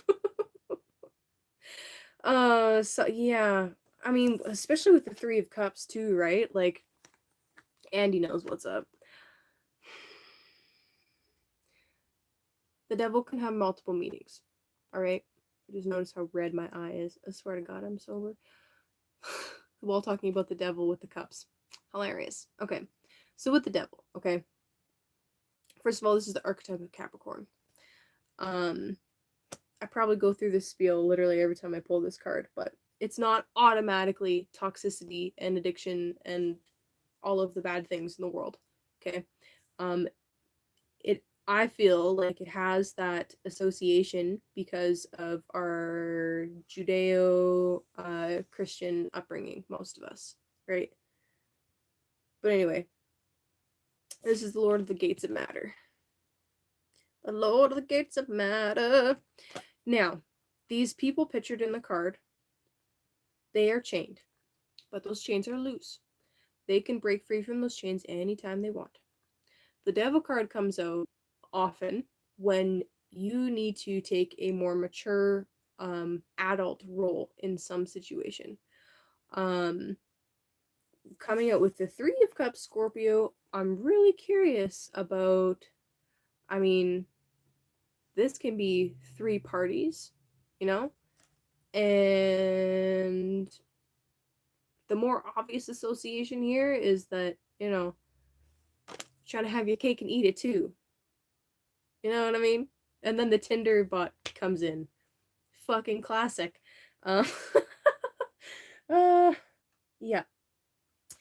But then the Ten of Pentacles. This is like a really nice outcome. So, you know. So anyway, Scorpio. I'm torn because this is like you could be quite literally overindulging, right? That's one way that this could be read is you are overindulging to an extreme amount to the point of like self-harm. Right, exactly. No thank you, butt. On the other hand, it could be like you are dealing with someone that is being dishonest. That's the other potential there.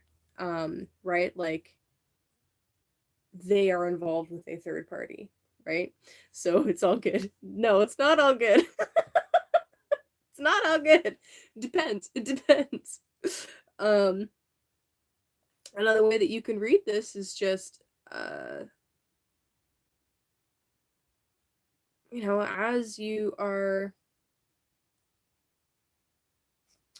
meeting with friends and meeting with just people from your community, from your friend circle that help you feel nurtured and whole and complete and good about yourself, that there's an important need there to just be a little bit more mature about how you go about those relationships. You know, I think that's the nicest way to put it. And then the Ten of Pentacles coming out. Should I have ice cream? The devil says no.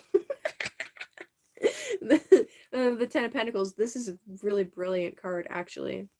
With the Ten of Pentacles, this is indicating that you have been working extremely hard for something, and you're seeing the fruits of that labor.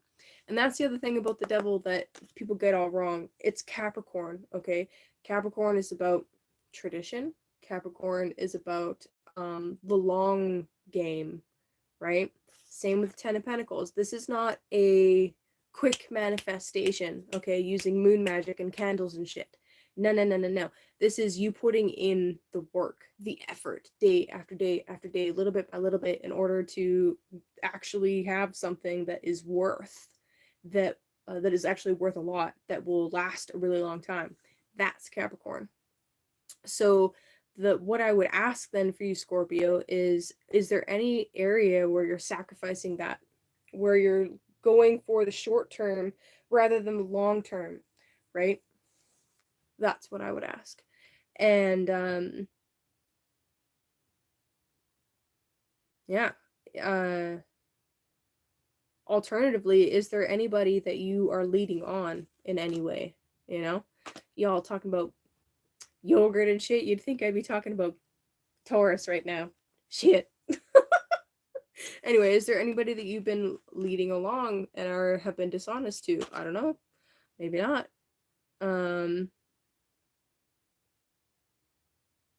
Yeah, ultimately this is about going for the long term, not the short term. So, yeah, are you capable of holding off on gratification? Yeah, anyway. Love you too, dissident.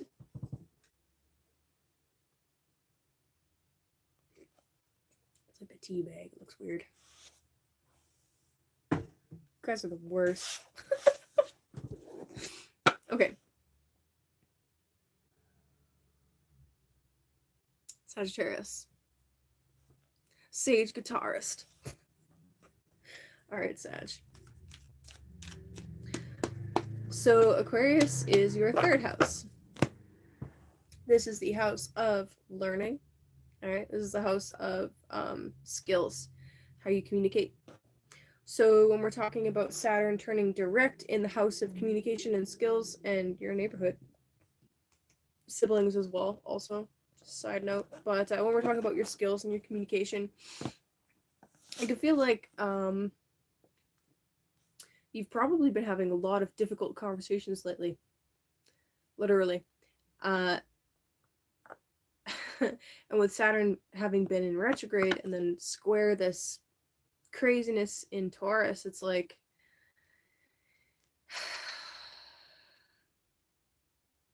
some of those conversations go somewhere and there's changes, and then some of them don't go anywhere.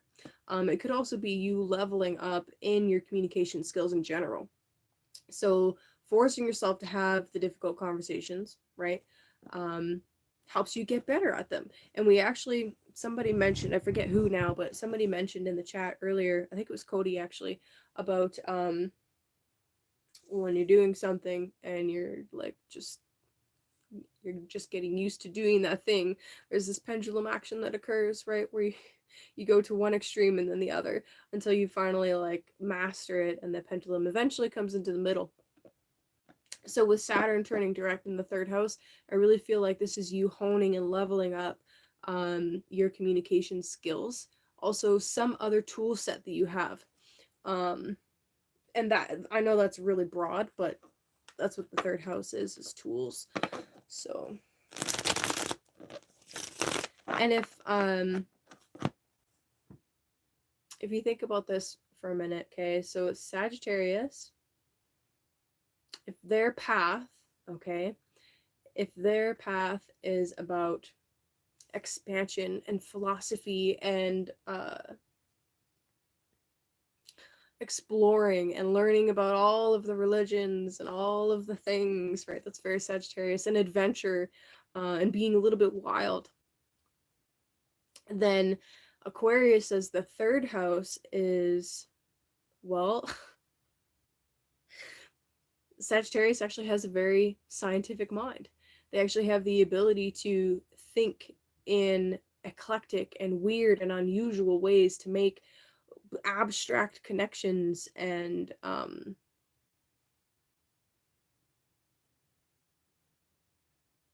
to find, the great philosophers of the world and read that. How does that work for tools? Aquarius is a tool. It's almost like they can leverage their community in a way. That's interesting.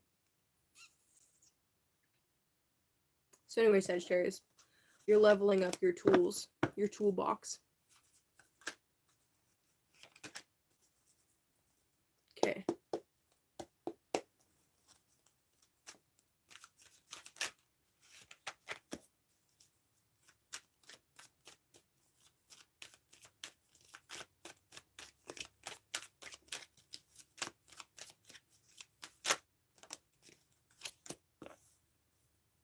Alrighty then. Okay, for Sag, we've got the Seven of Pentacles. So I was just ranting to Scorpio about the long-term game, and here's the card for the long-term game. So Seven of Pentacles. Alright. Three of Swords. And the Hermit. Alright. Okay, so both of these cards, the 7 and the 3, are talking about something not happening that you really wanted to happen. With the 7, it can just be like, I don't know,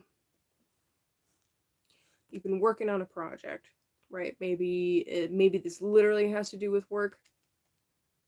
It might not. It could also be talking about health, actually, since we're talking about Pentacles is the physical body. But regardless, there's something that you've been working through that just hasn't fully flowered into like its full form, its final form. It's like there've been delays and setbacks and, you know, some kind of restriction on literally your finances maybe. But here's the thing that's really important to note. The 7 is an really important initiation. It's Saturn, once again, testing you. You know, do you deserve this? If you give up, then the answer is no. If you push through, then the answer is yes. So don't give up. Keep going. You know, this is a crucial moment. A very crucial moment. So with the Three of Swords coming out again, and it's funny, it kind of like flipped out, but I hadn't fully shuffled, so I was like, no, that can't be for Sag. And then it came out again, so I'm like, okay, I guess I gotta take it. And what's crazy about this is both of these cards, you see the Saturn glyph? They're both Saturn. Oh, shit. Note for future reference. Don't invoke Saturn. He'll just show up. But he's loud this week, so I guess, you know, I guess we gotta talk about it. But anyway, Sagittarius, the Three of Swords. This is a broken contract. Plain and simple, it's a broken contract. And it honestly, at this point, it doesn't matter who broke the contract, right? It's broken. Terms need to be renegotiated, right? The advice here, actually, I feel, is the Hermit. So with the Hermit, this is the Virgo archetype, actually. The Hermit coming out, and this is a 9, by the way, so 7, 3, and 9. With the Hermit coming out,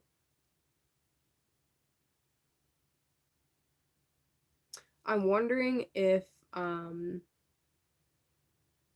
you've been paying attention to, you know, how this, you know, I love the Hermit, actually, but yeah, I wonder if you've been paying attention to how these feelings have been feeling in your body, right? The sensations.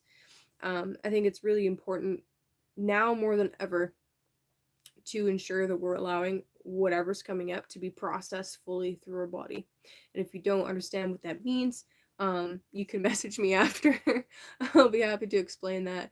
But basically, allow yourself to meditate, you know, give yourself that time.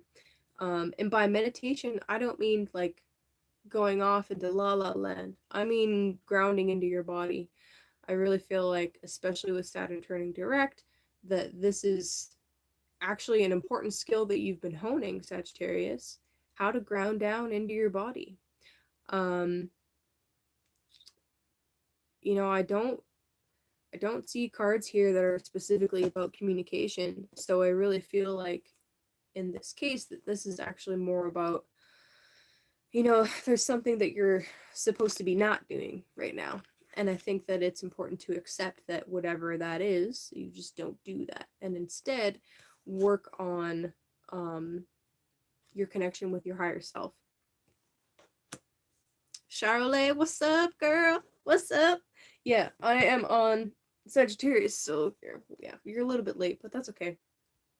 It'll always be here for you to go back to, so it's all good. But anyway, Sagittarius, with a Hermit card coming out as well. Okay, one more note on this.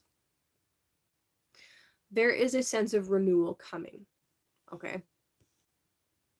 With this figure, you see, I mean, in the Rider-Waite and Coleman Smith decks, you also see the same kind of elderly gentleman, I guess, with a like a cloak or a shroud on, and he's about to go down a mountain, right? He's about to go through an underworld journey in order to completely refresh. You always see this, well, not always, sorry. You see the snake on this particular card because it's referring to the shedding of the skin and the renewal process that comes with that, the healing that comes with that. So, I mean, these are not easy cards, not at all. But what I would say to you, Sag, is that this is an important process that you're going through. You're learning to let go of something. Or you're learning about the need to let go of something. And when you do finally release maybe control over a situation, actually, yeah, it could be just literally needing to release control over a situation and allowing whatever is ending to end so that you can really focus on your long-term goals, right? So what's holding you back right now? What contracts are coming to an end that need to be like cut out and moved to the side? And are you allowing yourself time to be with self? That's what I would say to you, Sag, my friends. Shed old skin to continue growth. In case of emergency, break glass.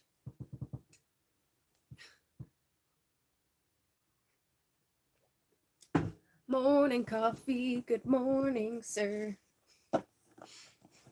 Capricorn. Capricorn! Saturn's turning direct. Thank fucking God. Oh, man. Alright.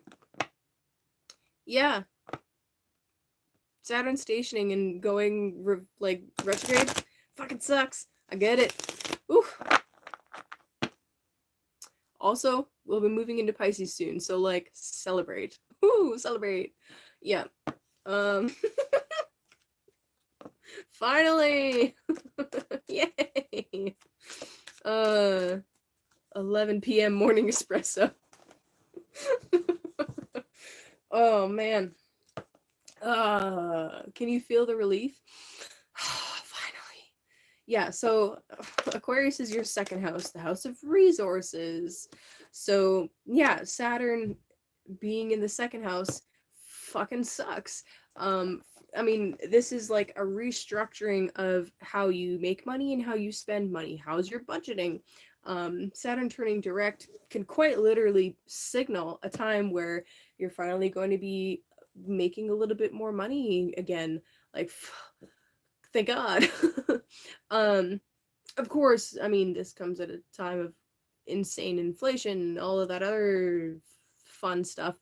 But maybe actually it could be that what you're doing is you're getting more resourceful, and because of this Saturn in the second house thing, you've become more frugal and more aware of how you spend. Oh, that was weird. We dropped off for a second. So anyway, Capricorn. Yeah, Saturn turning direct is fucking great for you, especially since this is your ruling planet. So yeah, it's wonderful. It's fucking wonderful.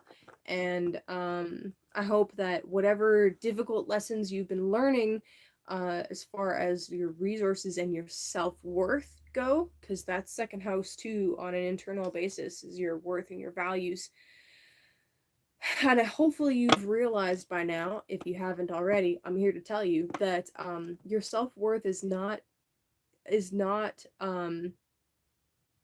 defined by what you own. Okay? So don't let it be.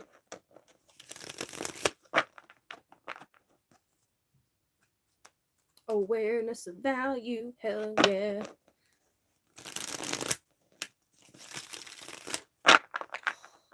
That's so satisfying. I'm gonna get that on camera.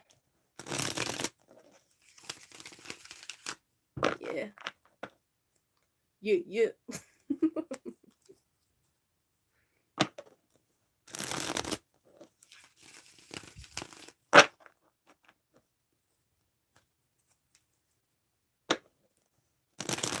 One more.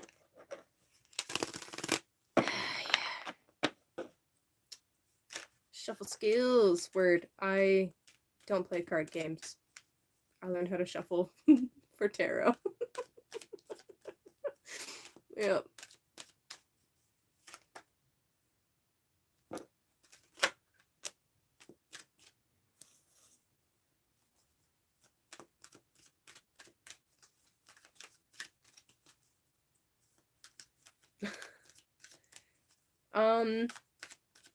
Let me hook up to a better mic.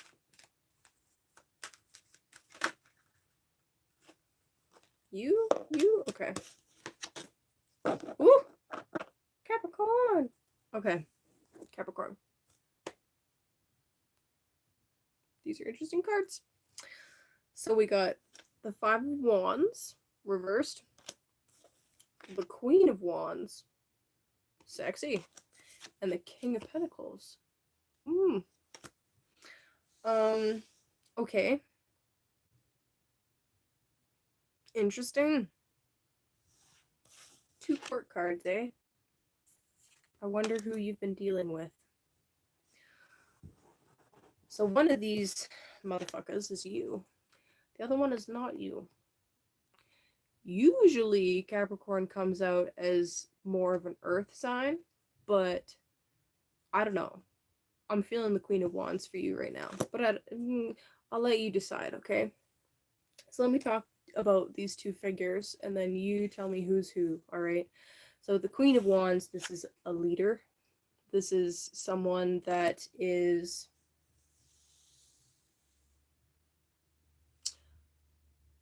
inspired, passionate, driven by a spiritually led purpose.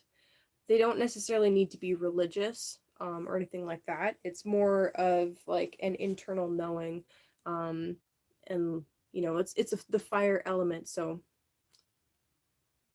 that fire is coming from spirit. But anyway, they are sometimes a little bit more impulsive. I mean, it can be impulsive, or it could be just they're the first to do something. They are the leaders. They are the way showers, the pioneers. That is the Queen of Wands energy. I love that. And then the King of Pentacles. The King of Pentacles is, well, King of Pentacles is Earth, is a little bit more mature about their resources. They plan things out several steps in advance, whereas the Queen of Wands doesn't necessarily, you're welcome, have a good day, my dude. The Queen of Wands doesn't necessarily like plan out 10 steps in advance. She knows that that'll be taken care of, whether she delegates it out or not, you know, whatever. Whereas the King of Pentacles is more like the chess player who's got 10 moves mapped out already, and he knows how they're going to respond, and he knows what he's going to do if they do this, right? That's the King of Pentacles. And fuck you, Tinderbots. Screw you, Tinderbots. Go eat a dick by yourself. Sorry. Where'd my mods go? Where'd my mods go? Shit. Thanks, Andy. Yeah. So anyway, whichever one is you, you know, pick your side. Pick what side you're on. Anyway, and then the Five of Wands, but reversed. So that's interesting.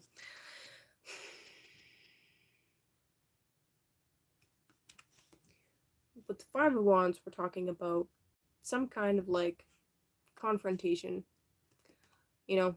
And again, it's a Saturn card. That is insane. The amount of pip cards that we've had that were Saturn is just wild. Saturn's so loud. Craziness. But anyway, okay, so Five of Wands, right? The Lord of Strife is what this card is called.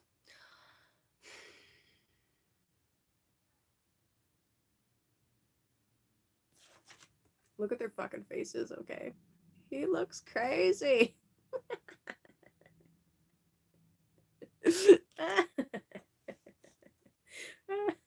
This card cracks me up. Okay, so anyway. It's some kind of like confrontation or ego battle. Okay, that's usually how I read the Five of Wands. But, I mean, it can also be like healthy competitiveness, right? Where each person is just doing their best and it's driving the other person to also succeed. That could be one way this is coming out. However, the Five of Wands came out upside down. So it's more like there's this underlying tension that's just not being addressed. And this could be like a really sexy tension, or it can be a really annoying tension. Like, it depends on your personal situation, right? And it's weird because that's not really, I didn't see that in the astrology, but doesn't mean that it's not there.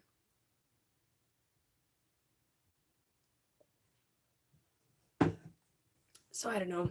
I'm not sure what the way through this is exactly, except that if there's a conversation that needs to be had, you know, if somebody is really getting on your nerves, you need to talk about it. Or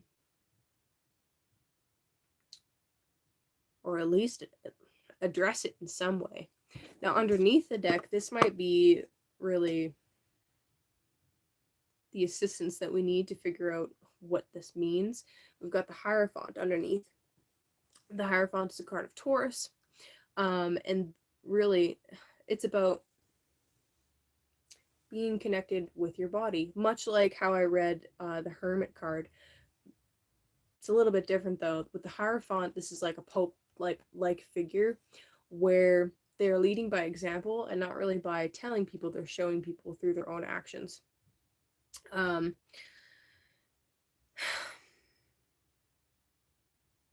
Hierophant could be asking you to make sure that you are grounded, right? So if you Capricorn are more coming out as the Queen of Wands, then it could be really just asking you to slow down a little bit, to make sure that you're not just being overbearing, right? Because that's the downfall of the Queen of Wands figure, is she can be so in your face and like, yeah, this is the way to go, charge. But you know, maybe if she had stopped and thought about a couple of things, and actually if she had stopped and thought through it a few more steps, you know, it might have a better outcome. And that's kind of the interesting thing about these two energies, is they're very different, right? We have feminine and fire, and we have masculine and earth. Completely different approaches to every problem, completely different approaches to life. And that's not a bad thing, right? You know, earth feeds fire, right? Fire transforms earth.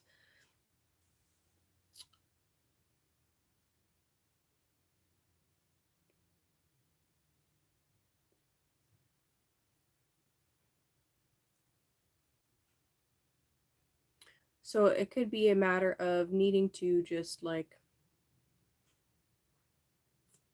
I mean, if you're coming in as Queen of Wands, like I said, slow it down a little bit. If you're coming in as the King of Pentacles, then lead by example, and just, yeah, show through actions how to get it done. And again, if there's some kind of like tension or a thing going on between you and somebody else that needs to be addressed, then address it. Don't sweep it under the rug. That's never the right way to go. And yeah, that's what I got for you, Capricorn. Aquarius. Okay. What's up, crypto magic millions? I don't know why I said your name fucked up. What's up, dude? You made it just in time for the last two signs. You're welcome, Daphne. I hope that helped.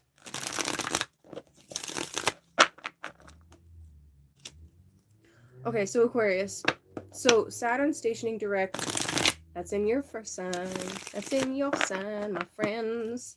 Yay, thank God. Similar to how I reacted for Capricorn, I'm sure that this is going to feel great. So with Saturn in your first house, all right, this could be like going through a really serious restructuring period in every area of your life, because your first house is your path, it's your body, it's who you are. Yeah, so Saturn coming through here can be like a major leveling up period where you're realizing how much better care you have to take care of yourself. Oh, nice. That's some good timing, sir. Aquarius sun or Aquarius rising? Curious minds want to know. Why am I not shocked? Of course, the crypto people being aqua. Color me shocked. Okay, but anyway, so Saturn stationing direct. This is excellent, actually. So if there have been sun, nice. So if there have been like different obstacles or restrictions coming up with what you want to do, or with the the life path that you're on right now, Saturn stationing direct is like the green light finally to go ahead and finish those things. Like I was saying before, Saturn is not going to be back in Aquarius for another 30 years after he leaves this sign. So this is like Saturn being the traditional ruler of Aquarius. This is like the last kind of stretch where all of the hard work you've been doing over the last couple of years is really finally like coming to fruition, and you're seeing the results of it. And as Saturn's stationing and getting the fuck out of your sign, it's not going to happen for a little bit. He's a very slow moving planet, but this is like the final stretch, right? So that's really interesting, and I'm really curious how that's going to affect the crypto charts. Yeah, I'm curious actually. Yeah, Saturn turning direct. How do you guys think that's going to affect the crypto market? I mean, there's a ton of heavy major astrology happening all at the same time, so I mean, I don't know, good luck sussing out how one influence changes things, but I'm curious if you got any hot takes for me. I don't know, I kind of view Saturn as like a stabilizing influence, but it's also super restrictive, so I don't know. Something I didn't talk about during this stream was how Saturn being in the square to the nodes and in a square to Uranus has been like holding that Uranus Taurus energy back like a leash.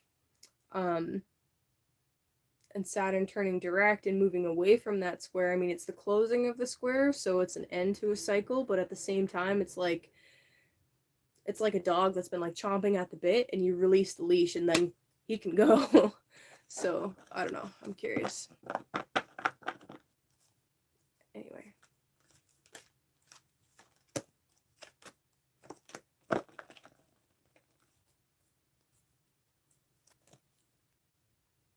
Aquarius.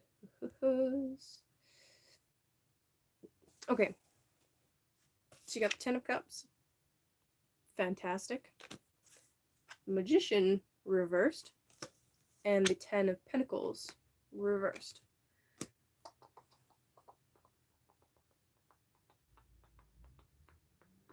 Interesting. Cool. Good night, Andy. Oh no, I'm gonna need another mod. The Tinder bots are after me. Shit. Okay, hold on. I'm gonna open my video here. Love you, buddy. Have fun in the study group. Where the frig? There it is. Buddy. Okay. Weird. Okay, hold on. I gotta make somebody else a mod, or else I'm gonna get destroyed.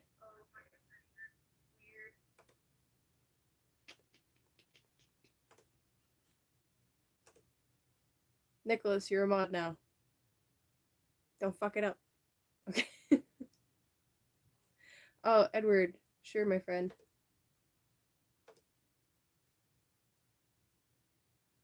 Okay. Excellent. All right, Aquarius. Sorry about that. All right, so Ten of Cups. I love this energy.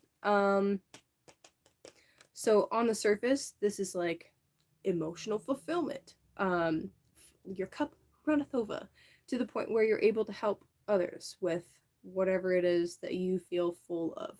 So that's great. Yeah, Edward, don't fuck it up. But then you got the Ten of Pentacles reversed over here on the other side of the Magician. So it's kind of interesting actually, because with the Magician, he's always got this like as above, so below thing going on where he's like supposed to be, I don't know. Okay, I'll give you my first impression. This is like turning one form of energy into another, converting it. Like that's what this feels like. Um wow. That's very strong actually. Interesting. Now the Magician is reversed. So I don't know, that's kind of interesting. Usually I read that as with the Magician we're talking about a skill set. It's Mercury. It's literally Mercury. It's communication, it's math, it's all sciences, really. It's the analysis of patterns. That's Mercury. Things of that nature. Ritual, ceremony, doing things over and over and over again to perfection. That's Mercury. Confidence. Well, confidence could be lots of different things, but when you do something to the point of making it perfect, you have confidence in that thing because you know you can execute it perfectly every single time. So with the Magician coming out reversed, it's almost like you need to keep practicing something. It's like there's just like one skill set or one element of the ritual that's still off and still needs perfecting. I hope that makes sense. And yeah, I mean with the 10 of Cups here, it's like you have this, you're coming from an emotionally stable place, so that's excellent. But it's like it's not showing up in the physical yet. 10 of Cups reversed, or 10 of Pentacles reversed. And I have a feeling like it will start showing up in the physical, but the Mercury needs to be worked on first. And underneath the deck, by the way, we've got the Knight of Pentacles. So this is reinforcing this idea of needing to perfect something and do it over and over and over again in order to have the outcome that you want, right? I mean, with Aquarius especially, that archetype, we're talking about science. We're talking about, community and crypto and all of that fun stuff, but Aquarius has this ability to step away from their emotions temporarily. Hopefully not all of the time, right? Like you're still human, right? You're not a robot, right? Reputation makes close to perfect anyway. Yeah, for sure. But anyway, Aquarius has this beautiful ability to disassociate's not the right word either, because that's really negative, but separate a little bit in order to see something from a logical point of view. And it almost seems like the opposite of that is happening right now, right? Huge emotions, not a whole lot of logic. So I don't really know what's going on with that, except, I don't know, maybe you're flooded with emotion right now. That would be really interesting. So, don't get flooded with emotion. But if you are, make sure that you're dealing with it in a healthy way, right? The downfall, the negative side of the 10 of Cups being upright. I know, exactly. The negative side of this card, okay, not a lot of tarot readers talk about this. This can be emotional excess, okay? It's the last deacon of Pisces. What is Pisces known for? Pisces is known for spirituality and healing and some really beautiful stuff, right? But it's all good, Cody. It's all good, my dude. But anyway, it's this artistry and this spirituality and stuff, but it's also escapism. So be aware, Aquarius, that sometimes what I see Aquarius doing is not connecting with their emotions and escaping from them instead. So just be mindful of that, right? Be mindful of that. Um,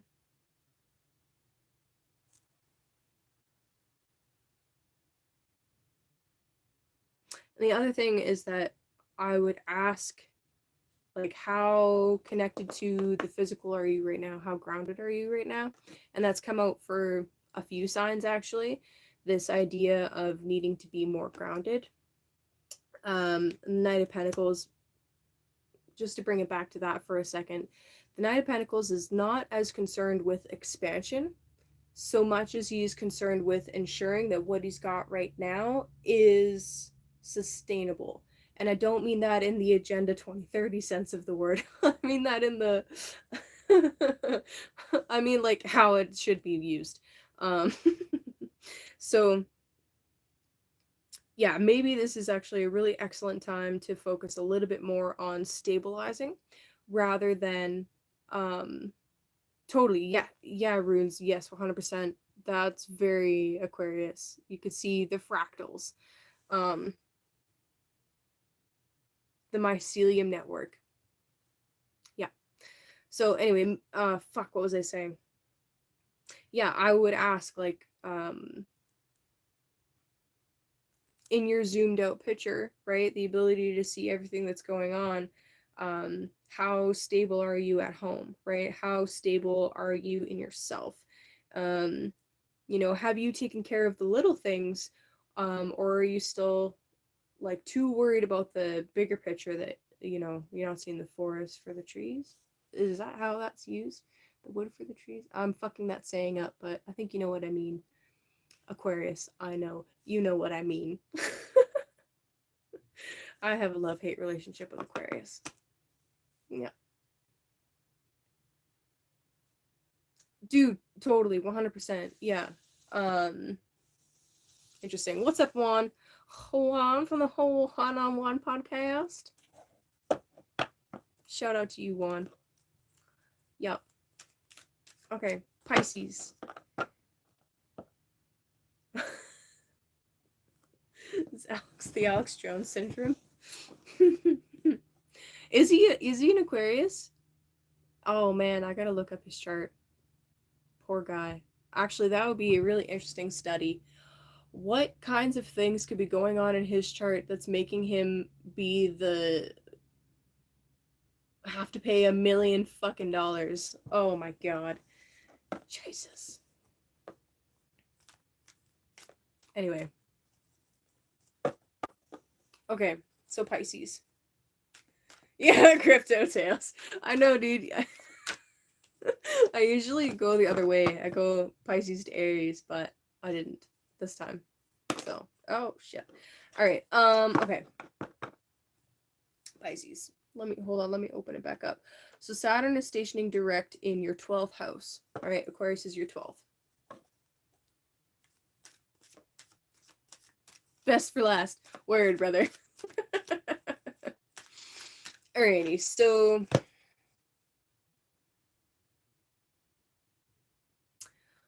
with Aquarius being no, I'm not pulling savage cards for everybody. Just most people. Yeah.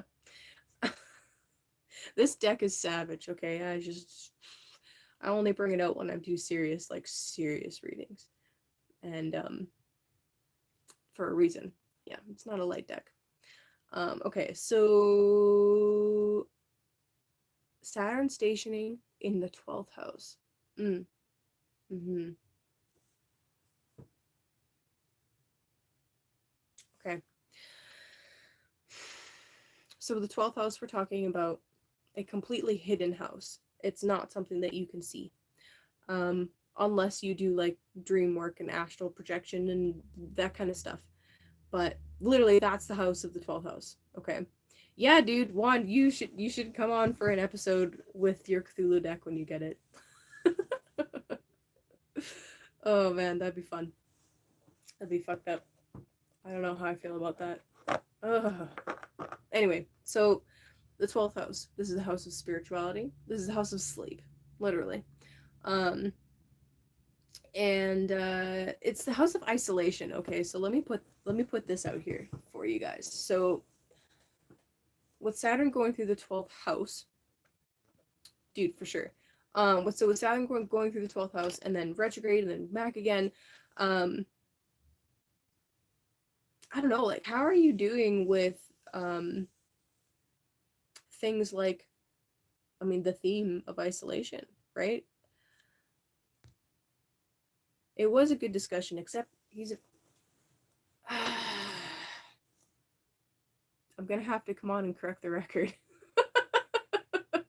I'm not having a debate about this. Fuck. Okay, sorry, Pisces. I'm getting distracted. Damn it, Juan. Saturn. Saturn's joy is actually in the 12th house. So, and he's at home in Aquarius. So it's a very strong Saturn, right? Number one. And for you, Pisces specifically, Saturn is in its joy. And it's weird to think about, like, to put the word Saturn and joy in the same sentence is like an oxymoron, but here we are. It's like, what? But yeah, so Saturn is super Saturnian right now for you, Pisces, specifically. So Saturn stationing direct, I'm going to almost guarantee that you're going to feel this week for sure. I'm not bothered by you. Shh. And we are not summoning Cthulhu. Fuck that. No, who said that? No. Rune's bad. um, yeah, Pisces, you're gonna feel this. And I don't know, like I'm curious how this is actually showing up for you. Some people when they go through this transit, it's like they're more comfortable spending time alone. And like in isolation, it doesn't have to be a bad thing. It can be like hardcore study, right? It can be doing scholarly things, reading reading a really good book alone in your room. Like you're in another realm when you're reading. Yeah, more you time. Yeah, I'm not surprised. Uh and I mean, Saturn also rules your 11th house of like social engagements, and it's in the 12th house of like not. So and I'm talking to Pisces, so like yeah, it's all about going to other realms, mentally anyway. So yeah, with Saturn stationing direct, uh honestly, this is such a weird house to even talk about because it's not something that you notice yourself unless you were, like I said, to do a lot of lucid dreaming. So I don't know, it could be you're more likely to feel it, I think, in relation to how it's been affecting the rest of the chart. So for Pisces specifically, as I was describing that square to Uranus and Taurus, Taurus is your third house, okay? So this is probably more where it's going to show up, where third house is like your neighborhood, and your neighborhood, your tools, your skills, your communication style. And Saturn has been like in this long-term square with the stuff going on in Taurus that's been like I said, I described it as a leash, right? It's like holding it back. So Saturn turning direct and leaving that square can be now that Taurus house, the third house of communication and travel and learning. It's like now that can like really go forward and move forward. So that's probably more likely where you're going to actually experience that. Um, it might also show up for you, Pisces, as if there's been any kind of like restriction on your social network. Like it's like you can't no, Juan, you're not being aggressive. You're fine, dude.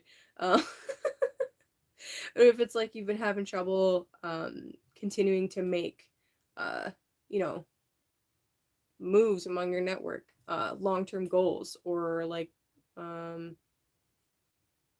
If you've been like expecting some kind of reward to come in and it just hasn't been, Saturn rules that house and Saturn's been in retrograde. So you might actually notice some kind of like promotion come in, or some kind of like reward for your hard work at work come in. Um, or you're able to suddenly expand your social network significantly because Saturn is now direct. So anyway, that's the astrology, Pisces. That was a lot.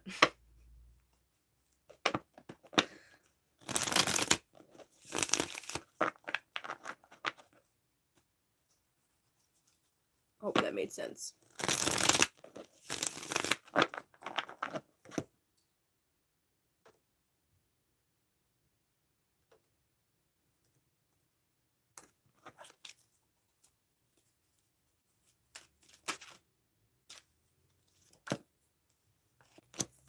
Whoa.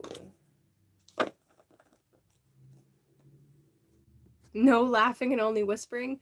I don't know if I could do that. Okay, so Pisces, you got the Four of Cups. Oh, thanks, Nicholas. The Three of Cups. And the Princess of Wands. Okay, so let's see here.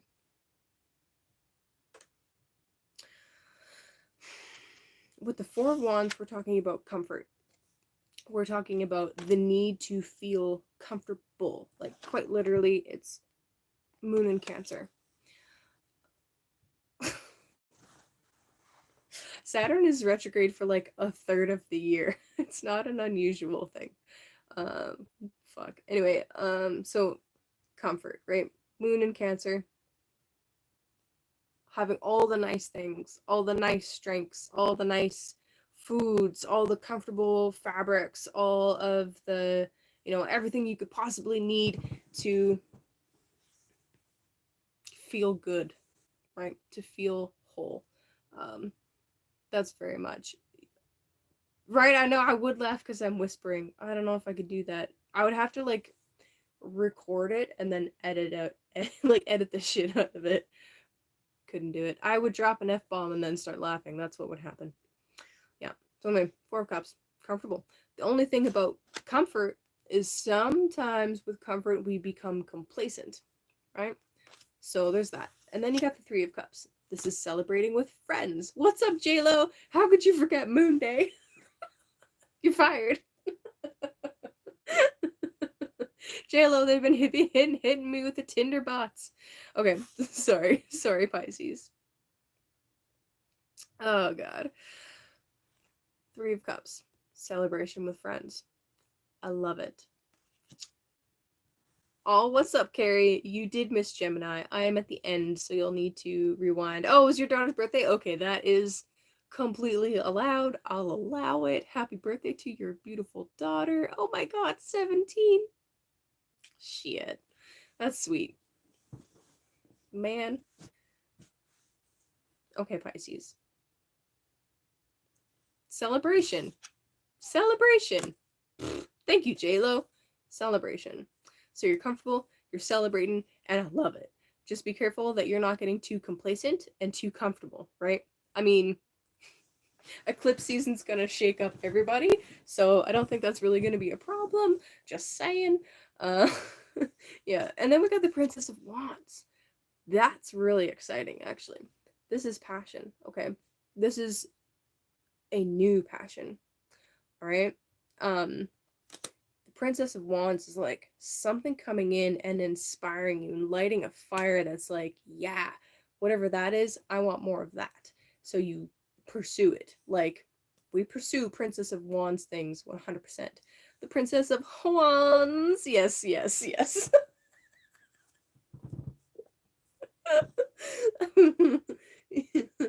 Oh my god, it'd be so much fun to do a tarot reading with you. Fuck, that'd be so funny. Oh my god. Every time we pull out wands, I would say it like that. Oh man. Virgo behind the sun right now. Oh, you're talking sidereal. Yes. Yes. Yes. Yes. Sun was conjunct Spica, I believe, today. It was really nice. Anyway, Pisces. I fucking love this for you, actually. I really love this for you, actually. Yeah, the like the only thing that I would say about this is just be careful to not be too complacent or be too comfortable. You know what I mean? Um, but other than that, enjoy time with your friends, right? That's what the Three of Cups is about. It's about celebrating with friends. You know, I know that I don't need to say this to anybody here, but like, don't let them tell you what you can't do and who you can't associate with, right? Especially if there's somebody there, somebody, or something that you're doing with them that really lights you up and makes you feel alive and passionate about something, right? Passionate about life. Um, yeah, I love that. I love that a lot. Cool. There you go, Pisces. All right, I'm going to do a collective reading for everybody. And just to remind you guys, I do live readings. I don't know if I put my friggin' thing in the description of this because I don't know why I wouldn't do that. Fucking up, Kayleigh. The Juans. Yep. Oh my god. Let me just update. I'll put my PayPal link in the description. Hold on one sec.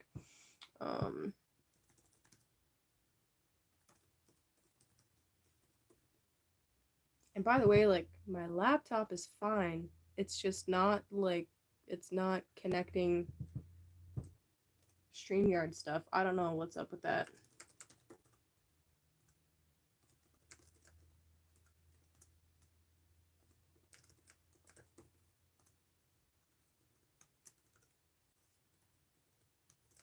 And yeah, I'm still using PayPal.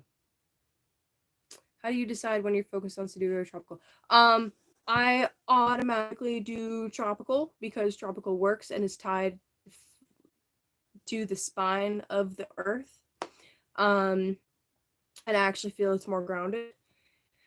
And so yeah, so I automatically go to tropical.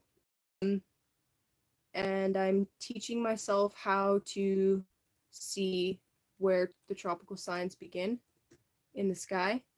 It's a little bit more difficult. It's a little bit more difficult to do, but not impossible. There we go. Yeah. It's not the easiest thing, but it's important. And I think that it's also so something that I've been working on is talking about the tropical sign with the symbolism of the tropical sign and incorporating what constellation is behind it, because constellations are not signs, they're different. So like for example with Libra as the archetype, still Libra, but there's also stars of the Virgin behind her, right? So both of these archetypes play into Libra now in our present day. Yeah. Ish. Yep. Yeah. I'm also not a flat earther.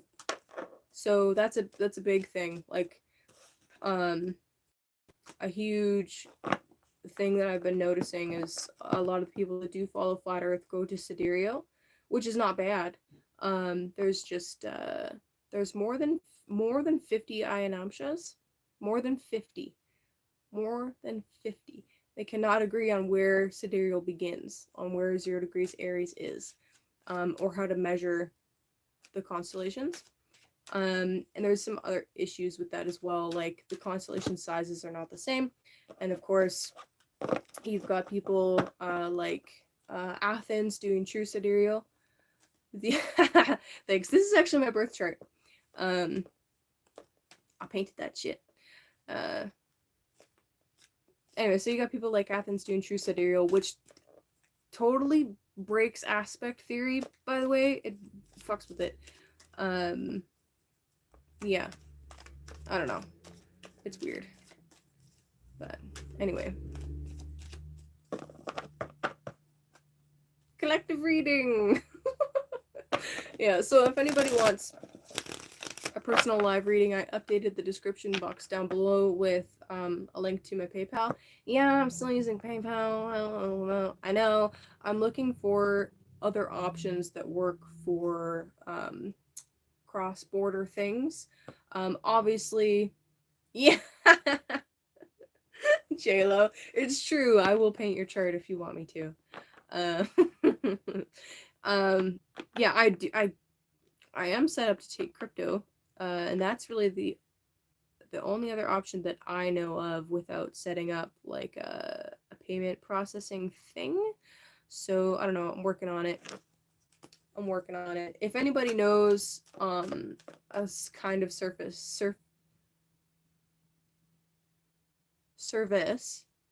yes, I do take crypto, my friend. Yep. You can message me. If anybody knows a service that is similar to how PayPal works, that works for both Canadians and Americans, I'm interested.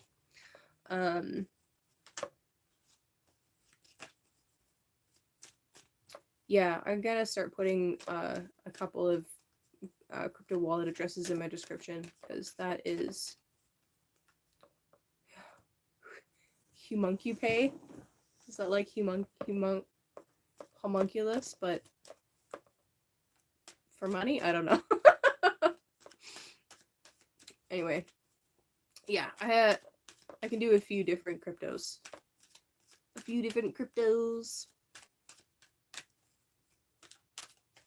Lady Liberty is Mithras in drag. Cody, get out.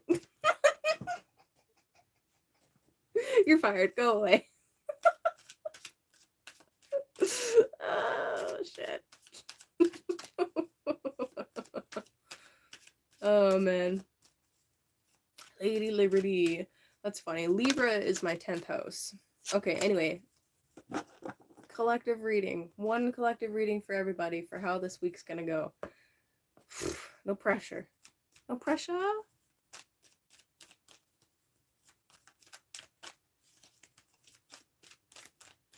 For real though, I'm really excited about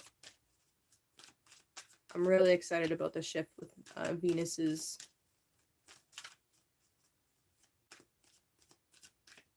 cycle. That they will not do Venmo in Canada.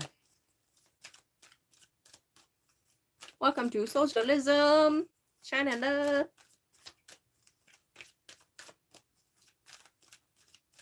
Okay. I just got some insane pain in my back. That's really random. Don't know where that came from.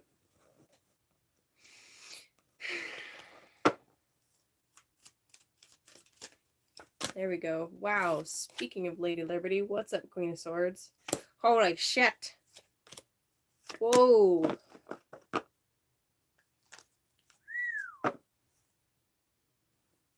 Fortitude under the deck. Okay. So Libra's here. Yeah, exactly. PayPal owns Venmo, exactly.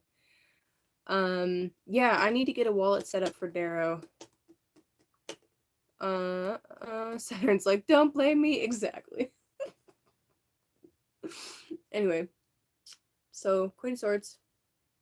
Lady Liberty in the house. Please focus on this crazy bitch with the sword. Nope, not gonna focus. That's fine. That's fine. Alright. So Libra showed up. Libra's like, hey, we're still in Libra. Don't forget about me. Lady Justice, bitch. Speaking of Lady Liberty. I love the Queen of Swords.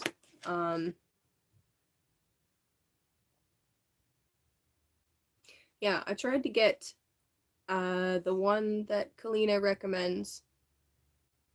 I forget what it's called. It starts with a K. It would not fucking work. It wouldn't work. I don't know. I tried like 10 times. I don't know what the fuck. I don't know. Good night, one. So anyway, I'm gonna play with some other wallets. Okay, anyway, Queen of Swords. Justice.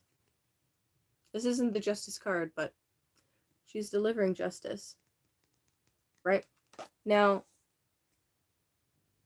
Everybody wants to talk about the nice side of Libra. It's art. It's harmony and equality and love, relationships. Y'all forget that it's the sign for Saturn's exaltation. Seriously. There's two sides to the scales, my friends. It's not all Venus. There's another side too. In order for justice to be served, sometimes, there's that pendulum swing, actually. It comes back to the pendulum swing. Justice isn't always pretty. Sometimes it's rather violent. Jupiter's here, just blowing everything out of proportion. Jupiter doesn't do anything little. Okay, Jupiter does everything big. Interesting also that Jupiter will be at 0 degrees. Yeah, by the end of this week, Jupiter will be at 0 degrees Aries. Venus rules Libra. However, Saturn is exalted in Libra, meaning Saturn is an honored guest in Libra sign. Word. So when Saturn is in Libra, it's like the red carpet is rolled out for him, right?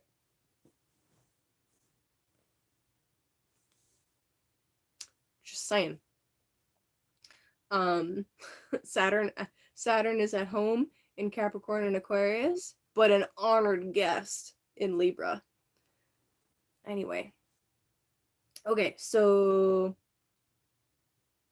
justice.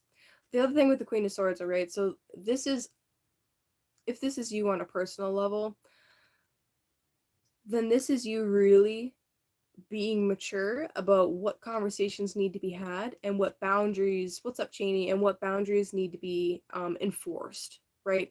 We're not at the point in the cycle where we're just placing boundaries, we're enforcing those boundaries, okay? That's another Saturn word, right? And that's what Libra struggles with the most, is boundaries, right? So anyway, so yeah, Wheel of Fortune blowing everything out of proportion. All of the things out of proportion. Wheel of Fortune can be really, like, literally, it can be blessings, right? Sometimes those blessings come in really weird disguises, not gonna lie. Sometimes Wheel of Fortune can literally, I mean, I'm gonna put this out there. Sometimes fortune isn't really all that, it doesn't feel all that fortunate. Sometimes your fortune is like, it's the law of karma, okay?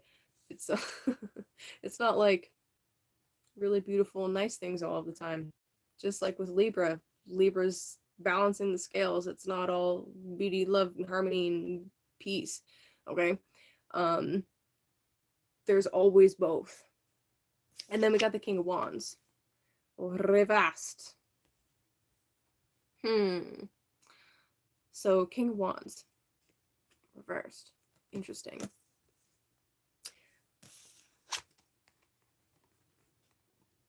We have air and we have fire. Libra, Leo. Cardinal, fixed.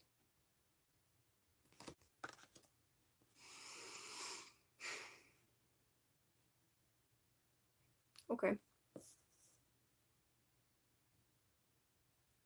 So in our stories this week, we're being called to stand for something, to put our foot down, to speak, to assist the wheels of justice, okay? Against whom? Against petty tyrant, perhaps. The King of Wands being a Leo energy is like, and reversed, okay? Key factor here is it came out upside down. The King of Wands reverse is like someone that is extremely full of themselves, totally selfish in the negative sense, like self-serving, right? Service to self. Someone that just is wanting power for power's sake, that is wanting to be worshipped. Um, I mean, literally or figuratively, when you know, whatever. And how I'm actually, how I'm actually reading this is like the wheel of justice is turning, and how I'd like to, I don't know. My hope is that this is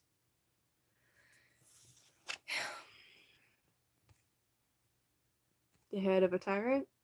You know, I mean, not literally. I would never advocate for violence, but it's interesting. It's definitely interesting. It could be on a more like metaphorical level, just you really stepping into speaking authentically, and not being afraid to say what's actually on your mind and what needs to be said. And I think that's really the key thing there, is what needs to be said. Um,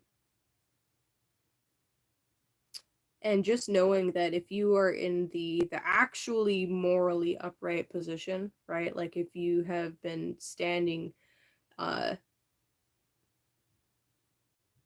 staying true to your moral, protecting the people that need to be protected, um not allowing uh infractions, I guess, and just standing for the truth, that, you know, Jupiter will be rewarding you in some way. And I mean, just know that whoever it is that you're dealing with, whether this is again on a personal level or whether this is more general on a like a global level, archetypically, that this is someone that like okay, have you ever heard that term, um or this phrase where you're allowing them to fall on their own sword? That's kind of that, like, you don't get, this is a Sun Tzu quote. I'm gonna totally fuck it up, but you never get in the way of an enemy that is in the middle of destroying itself. That is it. That is it. You let them, give them enough rope to let them hang themselves. Allow them to fall on their own swords. You know what I mean? That's kind of what I'm picking up here. So anyway, interesting. Interesting. Interesting. Yep. So anyway, my friends, uh interesting collective reading there. Very much so. Um speak authentically, don't be silenced, don't play their games. Um yeah, I think that's a big lesson that I've been learning in the last couple of years, is don't play the games of the woke mob. You know, it doesn't go well. So just don't bother. Yeah, and that's what I got for you guys. So yeah, if you guys would like a personal reading, sorry I've only got PayPal up there right now, but if you haven't been following me on Telegram, that's the best, so that's the best social media that you can really get a hold of me on, is Telegram at Kayleigh Berkana. My email is kayleighberkana@pm.me. I have a Proton mail address. Yeah, if you want to do any kind of like reading or whatever, and you would rather pay in crypto, you can send me an email or message me on Telegram and we can arrange that. That's no problem. Because yeah, PayPal is pretty gay. Fuck you, PayPal. And yep. Good stuff. In Egypt, that's cool. That's super cool. Yeah, I don't know. Because yeah, we can't use Venmo or Cash App. Venmo's owned by PayPal anyway. Um, I guess the only other thing that I could really do, and this is very much like me trying to figure out the Saturn and Aquarius story for myself. Oh, thank you, Nicholas. Yeah, dude. Just message me, my friend. Good night.